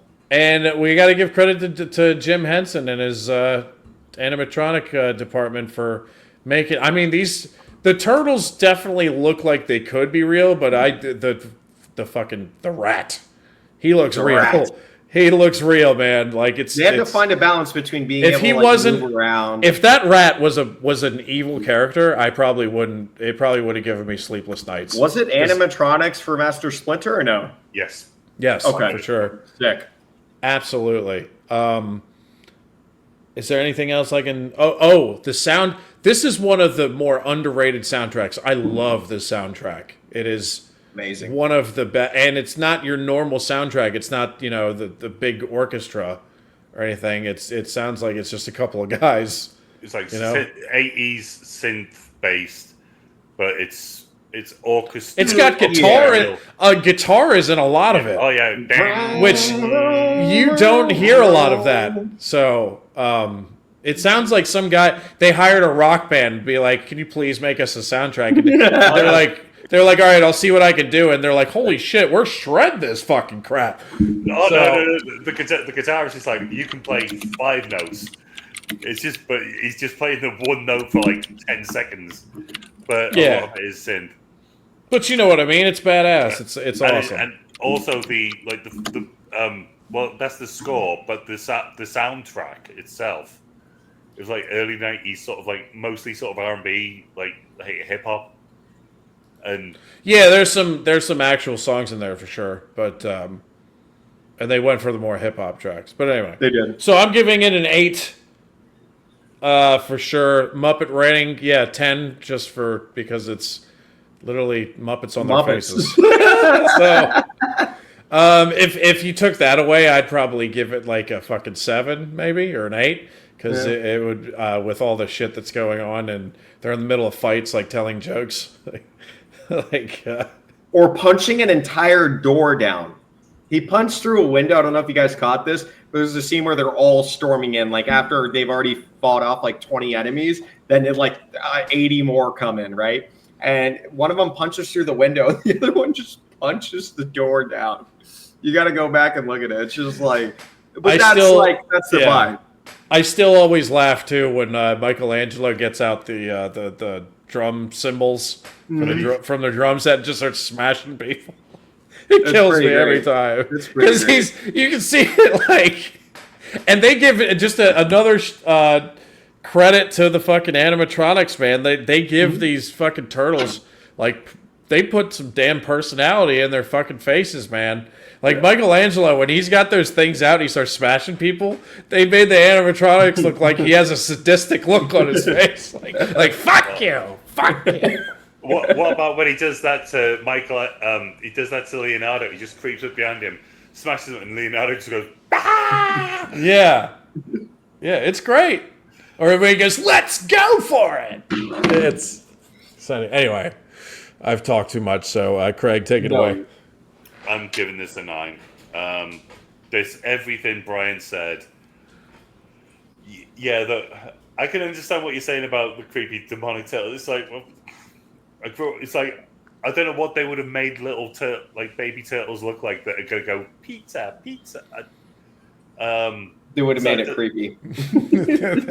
I mean, dude. I look back on this, and especially when they blow it up on the big screen, they look like satanic bats without wings. Like they fucking look so scary. It's fucked up. And they're jumping up and down, going pizza, pizza. It's horrifying. Anyway, continue. Doesn't bother me. There's so many things throughout this film that I really liked.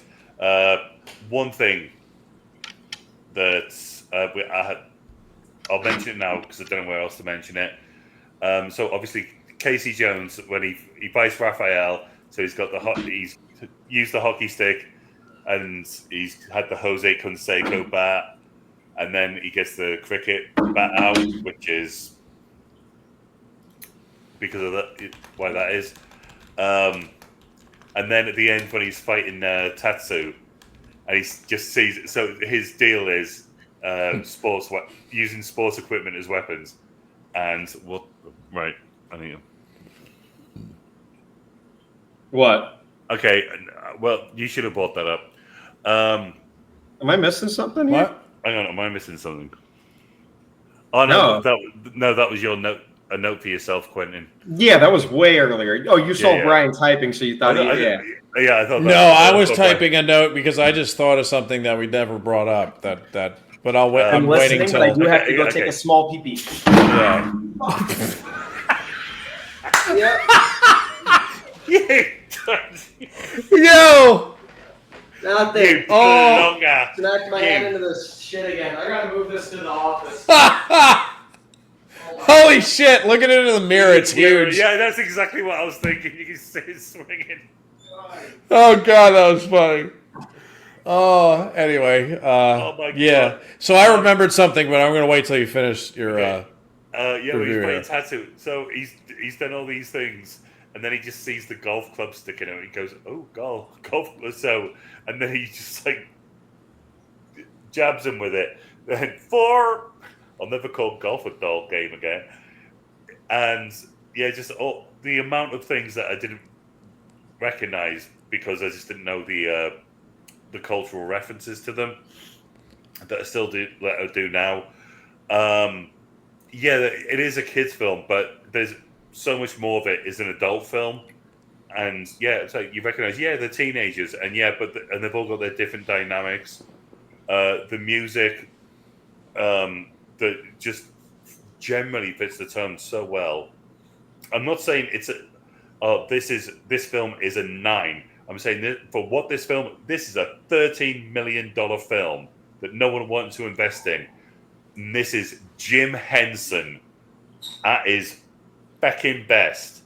And it was the last. At his very best. Right, and it was the last blockbuster he had before he died.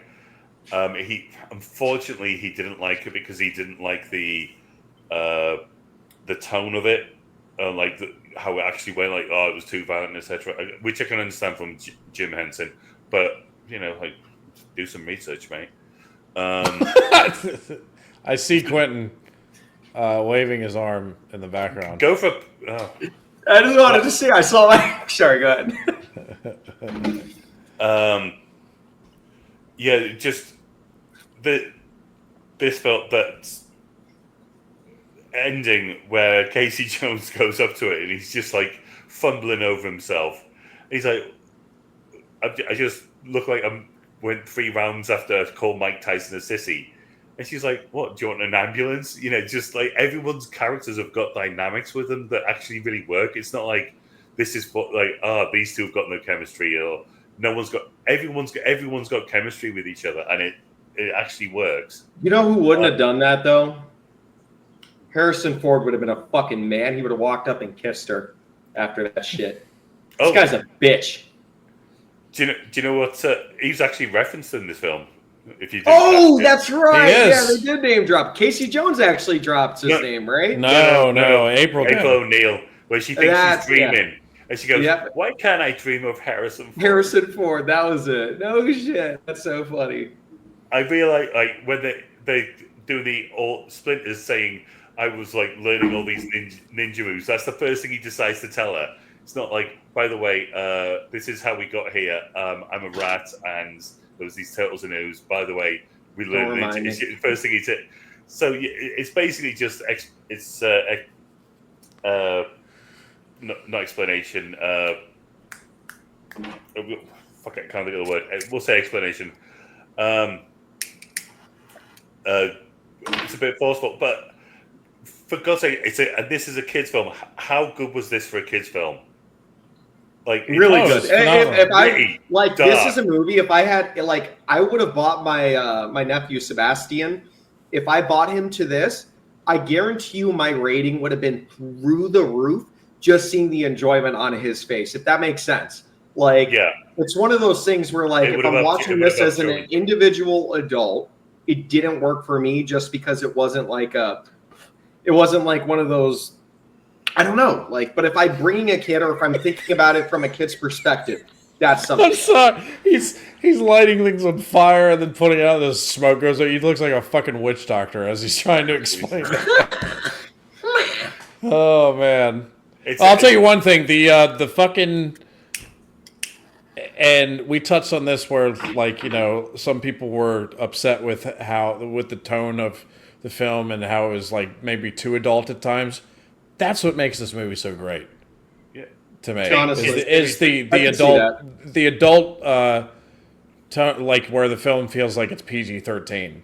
You know, that's what makes the film for me, because the kids can enjoy, you know, the kid stuff as well, but to add that the serious tones at times and the more adult themes, that's what makes it such a great story. But it makes the kids feel involved. It's like, not that I shouldn't be watching this, but it's like, we are watching this too, right? Who's and the kids turtle like it that too, I didn't get enough of? The purple bandana, is that Raphael? Donatello. Yeah. Donatello, sorry, Donatello, dude. I just don't know anything about his character in this film. I feel like it was Leonardo and Raphael. Yeah. I feel like they were the ones that got more of the spotlight. The other two, like, I didn't get too much from, if that makes sense. Michelangelo's the big kid, and he's pizza man. Pizza man with the skateboard. Even though Donatello is kind of the he's the second youngest brother. He's like the scientific one. He's supposed to be. On this he isn't, but yeah, he knows a little bit about fixing a car. He's like, but he's still like, you know, like April says, he's latching out for someone, you know, and he finds that with Casey, because Casey's basically a man-child. But yeah, it's not like they're completely unrealistic. It's so distracting. Yeah. The fire? Yeah. Oh yeah, it doesn't look satanic at all. You know. I've got. Should have given that to one of the miniature turtles. All right. Okay, so Muppet rating, and in dedication to Jim Henson, I'm going Meltzer on this. For that reason, this was phenomenal work. It took 4 months to make those outfits. They made 2 different outfits, one with the animatronics, one that for faraway shots, so they could move a bit easier, ones that didn't weigh that much. Me or you? What happened? Oh, that's him. What? Oh, Nothing. what happened? Your wiener came out on accident. It definitely wasn't the fact that you were frozen. Go ahead. No, I just froze in real life as well. You both froze on me. I went, what the hell? Really? Yeah. Moving on. No, so they made different sets of outfits. So they had to make like 2 different molds and then use the last one to make latex for all the actors. And also to make it look faster because the outfits were so heavy. I know what you're about to say. Go ahead. They filmed it in. Is this what I was going to say? Lower frame rate, yeah, and then they sped it up. So to make it not look super jerky, they filmed it in 22 frames a second instead of 25, 24, 20. Sorry, 20. Whichever one it is, 24, I think. So, but when you sped it up, it just made it look a little bit smoother and faster, but it didn't look so jerky with those extra 2 frames. Editors, or whether it be editor's job or director's job, they can't pull that off nowadays. Never once for a brief second did I think that happened in this film. And I think that's kind of where the side where I'm so impressed. Like, I want to give this film a 7 because of that fact, but it's like nothing felt like visually out of place in this film, right? Like, obviously the little fucking puppet things. But when it comes to the editing and how shit just blended well, even the action, the choreography for guys that are in 80-pound suits, like that thing that Craig just mentioned, I looked up because I was like, how did they do that? And that's the answer I got. And I was just like, how they made that feel so fucking seamless is beyond me. Like, that talent doesn't exist nowadays, or it's just the fact that it's all digital. So you really notice when something is slightly off. Okay, I want to add another point to something we say all the time here, and I think it's just a stamp for good critic, bad critic. Real animation, real costumes, whatever you want to call it. Prosthetics. Most prosthetics will always Trump CGI every time. Yeah. What they're doing in the new Alien Earth show, and I don't know how I feel about the show quite yet, but the first 2 episodes were fun. But the alien in this fucking film, you guys should look into what they did with the animatronics for getting the alien and alien in the show that's come out. Holy fuck, does the xenomorph look incredible. And it's all animatronics, dude. They obviously use CG for like some of the crazy scenes, but you don't notice it. But like the close-up shots, even the tongue, they're still using animatronics. And it's so fucking sick, dude.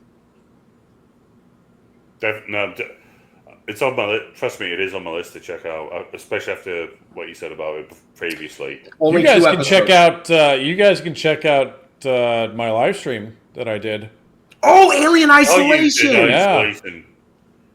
Yeah. Although it is tedious though, because I'm not used to games like that, so it took me a while to figure it out. Why don't we, after this, just pull up a little bit for us? That way we can get a little teaser. I know you already did it, but it would be cool to kind of just see. Well, I can't really do a teaser for you because it's 4 hours long. Yeah, no, I put it on for like 5 minutes, and I don't even think you started the game. What's your experience though? Like, did you get actually did you play it in a dark room? Yeah, no, it was, and I made that because I was live streaming it on YouTube and Twitch. Usually when you do that, I turn the game music off because it could get flagged for copyright. But I chose to keep it on because I wanted it to I knew it was going to be a big part of the experience. Yeah, you can't not. That. So I kept it on. Fortunately, I didn't get flagged for anything. I was shocked. I thought it didn't have any actual music on it. I thought it was just it does. Like sound effects. It does. Sound effects and like. But the sound. They want people to. The soundtrack is very much like the first Alien movie. Oh, that's so cool. So it's very atmospheric and you know what I've never seen. It's only there when to build like tension. You know. What did you say, Quentin? If I've seen the first Alien movie, I don't remember it. Oh my god. Yeah. And you like that franchise and you can't remember the first movie? I am it's literally like franchise. Up by far and above above and beyond the best one. Ooh, Aliens. You could say the Hear me second out, movie all you want. It's No, I don't it's know. nothing close to the first one. I'm obsessed with I Prometheus. prefer the action to the, I am one Well, of like, I mean- I feel like I'm the one and only person on this earth besides Quentin Tarantino, funny enough, that loves Prometheus. I thought it was a literal perfect film. Yeah, it's so good, Ooh, bro. not even Quentin Tarantino would say that, because I've seen video footage of him making fun of parts of that movie. Has he? Oh yeah, particularly. Well, I love it. There's a I video love of it. him like being like, I was dying to see Prometheus. I absolutely could not wait to see it. And then you got people in there doing stupid shit. The guy who's in charge of fucking dangerous space animals or whatever is walking right up to this snake vagina thing and is like, "Hey, little buddy, hey!" Are you sure you're not thinking of and if you guys don't already watch this, I think it's I called could the pull it up Hollywood- for you after we I think get it's done called with the this. Hollywood Roundtable, but they put very important actors, so they do like an actors roundtable. yeah, It's all done in I the know UK. exactly what it is. Yeah, Yeah. I know. I But don't know there's if I've seen that, but I know exactly. there's what a you're about. particular one, if I'm not mistaken, with Ridley Scott and Quentin Tarantino, and they talk for Yeah. like 3 hours. I've seen and that, then there's a bunch yeah. of other ones. But then My there's clips you favorite can one by find where far- he's actually shitting on it.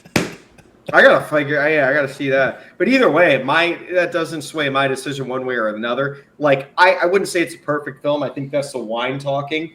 But God's honest truth, I have such a huge love for Prometheus. It's what sparked a fucking, I don't know how many thousands of hours I've dived in going to research on the alien world and then connecting it to Blade Runner. I think I watched like a 3-hour long dude's YouTube video on how Blade Runner's Ridley Scott and his alien movies are connected through Wayland Corporation, etc.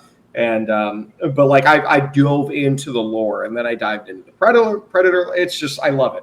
I love the Alien franchise. I think it is one of the most interesting franchises that is not explored enough. But I can truthfully say, like, I've never seen, either I have and it's been a long time, but I haven't seen Ridley Scott's first Alien movie. So Insane. yeah, Literally Crazy insane. shit, man. I'll tell you one thing about Alien Isolation. It is when I was in the midst of playing it, I was like, this game is just one massive love letter to the original Alien movie. Oh, it really that's is. so Like nice. the places you walk around, I'm like, oh, this is the first movie. Like, but it's got obvious, like, differences, but in terms of, like, literally one of the first rooms I walked into in the game was the fucking the medical table area from the first where the movie. chest burster comes out.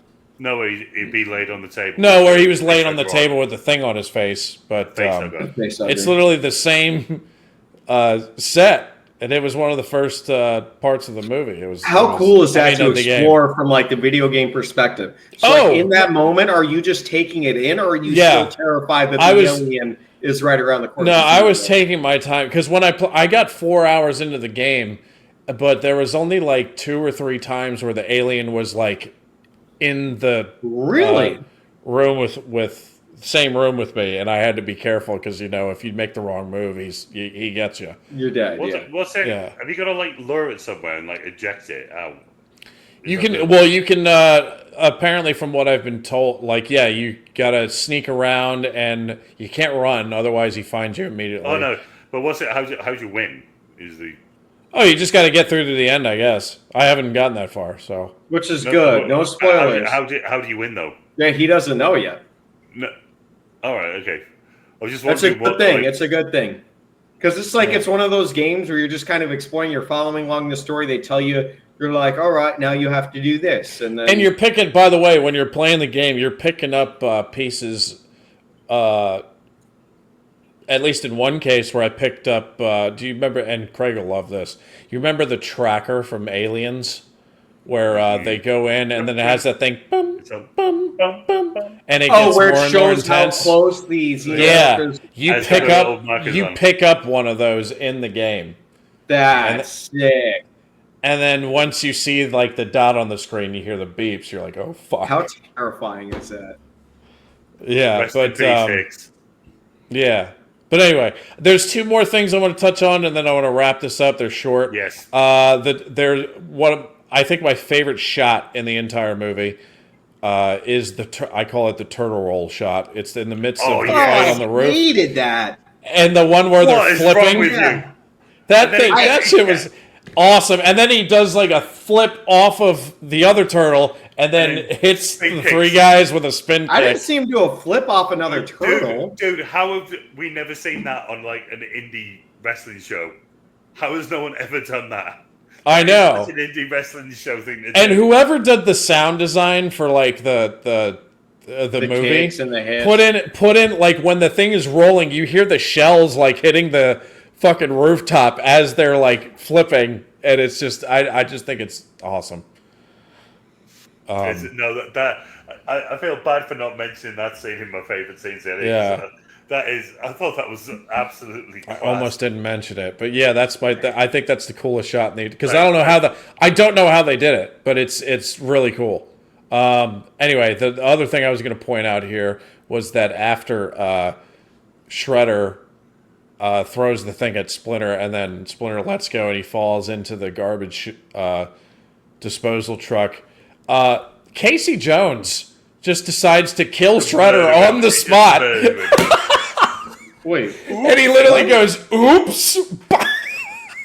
Right in front of everybody. Oh, with the garbage disposal. That was some Tim Burton Batman shit in the sense of putting a fucking bomb on someone and then sending them down into the sewers. That was murder, my man. Actually, that's something I wanted to point out about this film. Because they were... the reason they didn't want to pick... no one wanted to pick this film up was because of the box... what film was it? Oh, shit. I'm trying to remember. It wasn't... there was some film that they thought was going to do really well. It was an absolute flop, and it was a piece of shit film. But they didn't want to touch it. But this film was such a... Oh, God, it's annoying the hell out of me now that I can't remember what film it was. But this film is very much and when I mentioned the comparison, this is kind of the Turtles version of Tim Burton's Batman. In some respect, like obviously there's the kiddie aspect, but when it's darker and it's grittier and it's dark and it's grimy, and the city is a character. Yeah. I know you think. I know that I sound like a freaking film critic saying that. No, I actually love it when you say that because it's the perfect way to explain. When they create an atmosphere that's believable. Yeah. It's actually the perfect way to say it. That's why I'm not mocking you at all. I actually love it when you say that because it's the best way to describe it. That's going to do my Sweden now. What bloody... What? What are you talking about? What film? There was a film that... Masters of the Universe. Never heard of it. He-Man. Dolph Lundgren. Ah, okay. So because they thought that was going to be such a big super hit, and obviously it was just like... Because it's fucking He-Man. Yeah. Well, not only that, it was like... Nobody I knew growing up was like, hey, man, what cartoons you watch? Yeah, a bit of Spider-Man, Batman. You know what you really need to watch is He-Man, said no one ever. Dude, I'm not going to lie. When I was a kid, I've got 5 years on you. He-Man was, like, even over here, He-Man was, like, pretty fucking big. I had He-Man figures when I was a kid. But yeah, I just sat on your shit then. I'm sorry. No, I don't. Oh, fucking hell. Oh, mate, I was like 4. I'll live with it. Okay. It was like 38 years ago. No, because of He-Man, they didn't want to take the risk on there he the is. Turtles film. Sorry, gentlemen. I've been listening this whole time. Because of that, I don't think that had nothing to do with the tonally how this film was, but that's why they wouldn't want to do it. But tonally, this film was so different, and that is what you want to do as a kids film, because the kids fucking love this. Because I was a kid then, and I fucking love this. I had it. I must have got a bootleg copy of it I because loved this as a kid as well.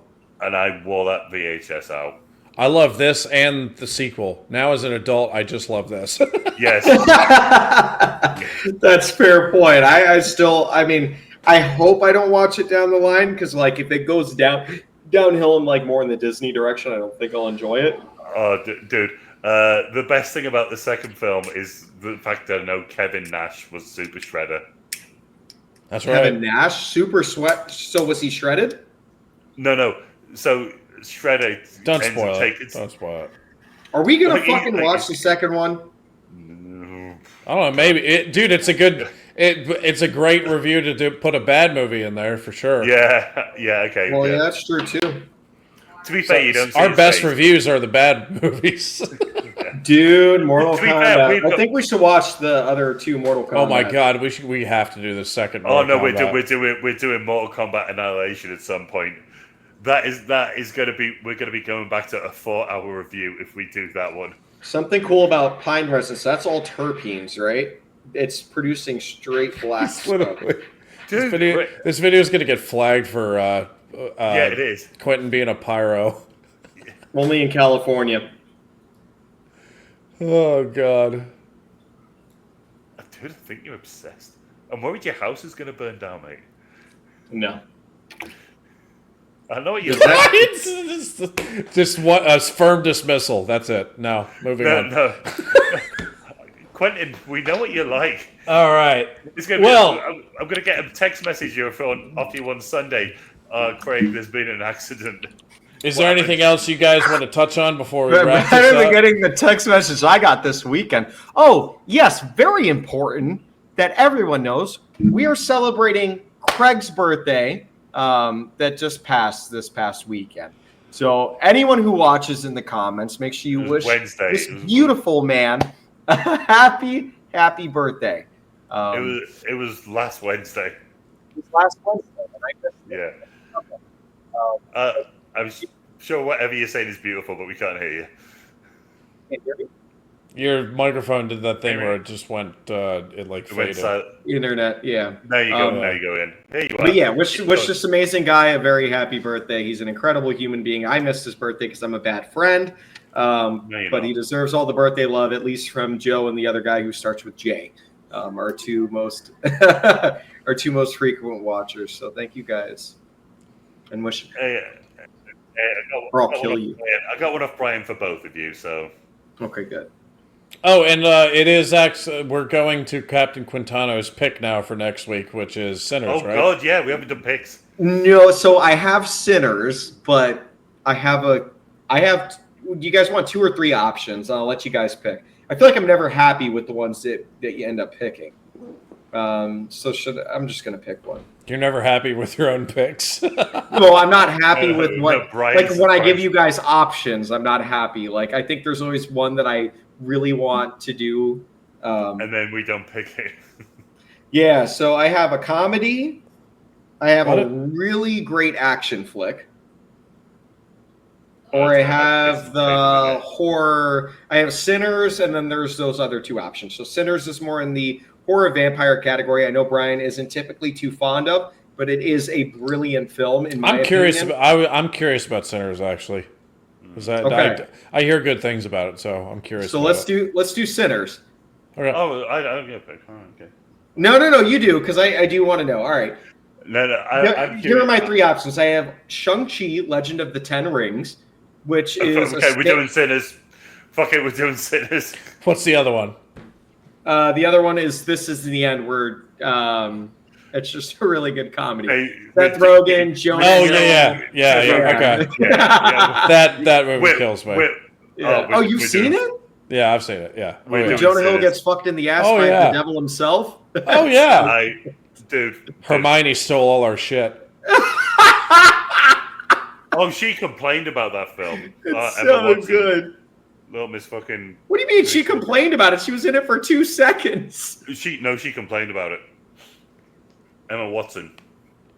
Probably why it's the last thing anybody remembers her doing. Yeah, I'm like that, and then she did Beauty Oh, and the no. Beast, and then she's Hermione. Hermione? How do you pronounce that? Hermione. Thank you, babe. Thank you, Craig. Both of you guys. Okay. The one Okay, so guy we're- that's still working from that trio of that franchise is it's still Daniel Radcliffe. Rupert Grint Yeah.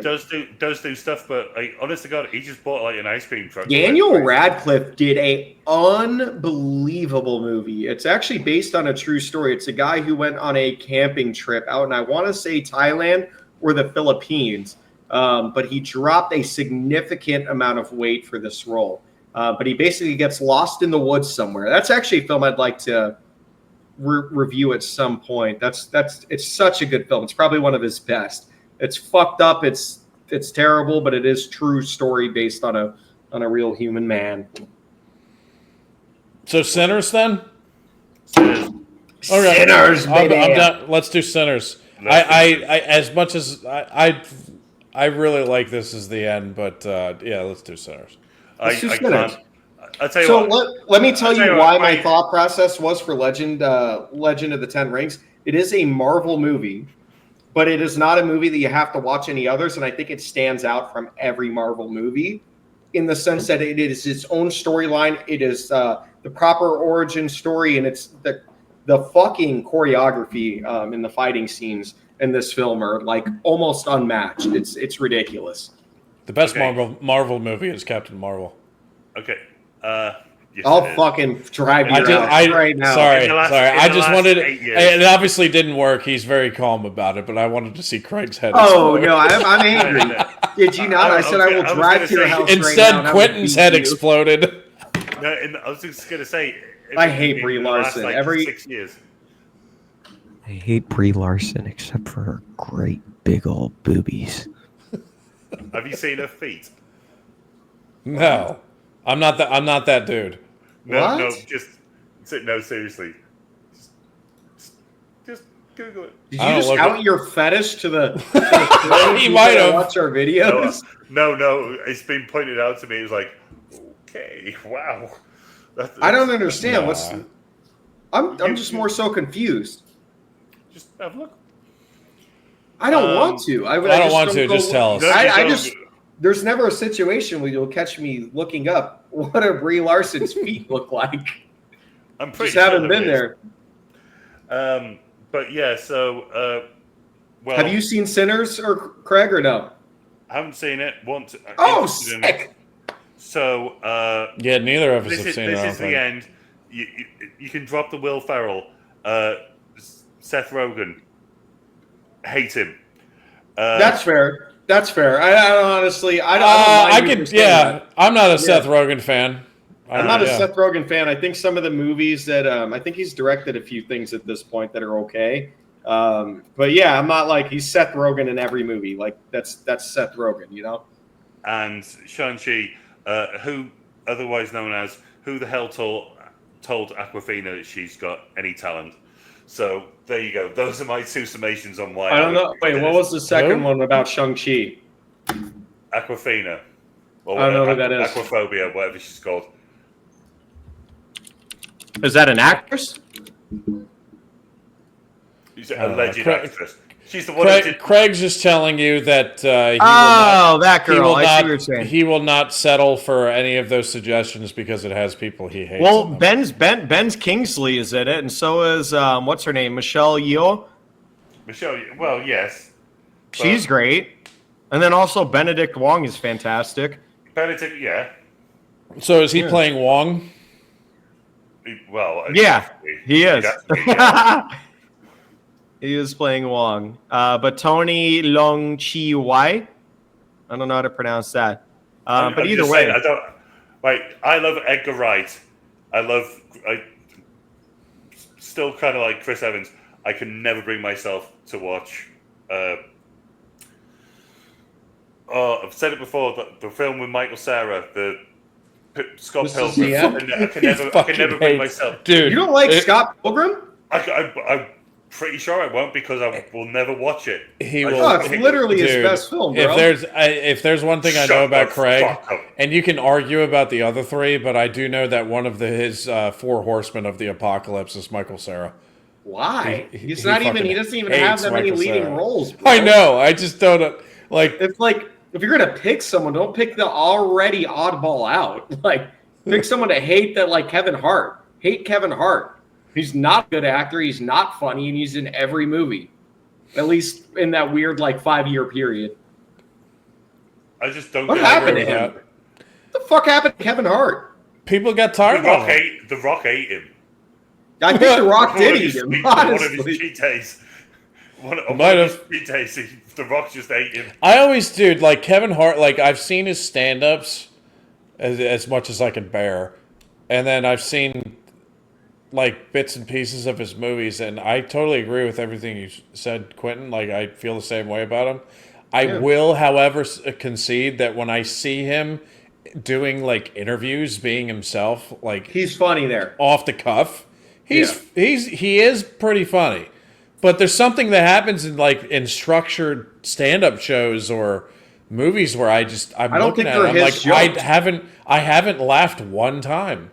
He may But be one of those in an guys interview where he's literally fucking, he's The just funny- being a goofball. I saw him on an interview With The Rock, where he's imitating he The was Rock? on First Take on ESPN, and somebody said something like he said something about how he was in wood tech class or something, like whatever that class is where you build things out of wood. Yeah. And the guy was like, "Oh, really? You were good in that class?" And he goes, "Yeah, I'll build you a fucking birdhouse right now." The funniest thing I ever heard him say, he was on like a basketball like sort of panel. So do you know where they're sort of like sat up in like the box, and you behind them you can see the court, and it's like him, Charles Barkley, Shaq's there, and I don't know if it was one of the other guys from the ESPN show, and he says something funny, and Charles Barkley laughs, and Charles Barkley laughs so quickly there, his lips chapped. That's funny, yeah. That's funny. Right, come on, right. So next week, Kevin Hart also has a hilarious impression of The Rock. It's not, Dude, that's the one It's that I not was thinking of. accurate at all. It's just fucking so ridiculous. It's funny. The Rock has a better one of Kevin Hart. He does. That's the one He I does. literally just sent in the chat. Is like, it? Right before you said that, dude? You go, hey. Hey man, what's going on? You know the thing? All right. Oh, no. This one's like mint. This one's different. I guess they've done it a few times. Yeah. Right, I know the one you're guys, talking about, though. Oh, yeah, sorry. Let's get this wrapped up. Next week, Sinners, that was our review of 1990s Teenage Mutant Ninja Turtles. And it went pretty well, except for a 6. But we will see you next week with Sinners. So, signing off. Later, gentlemen. See you next And time. ladies.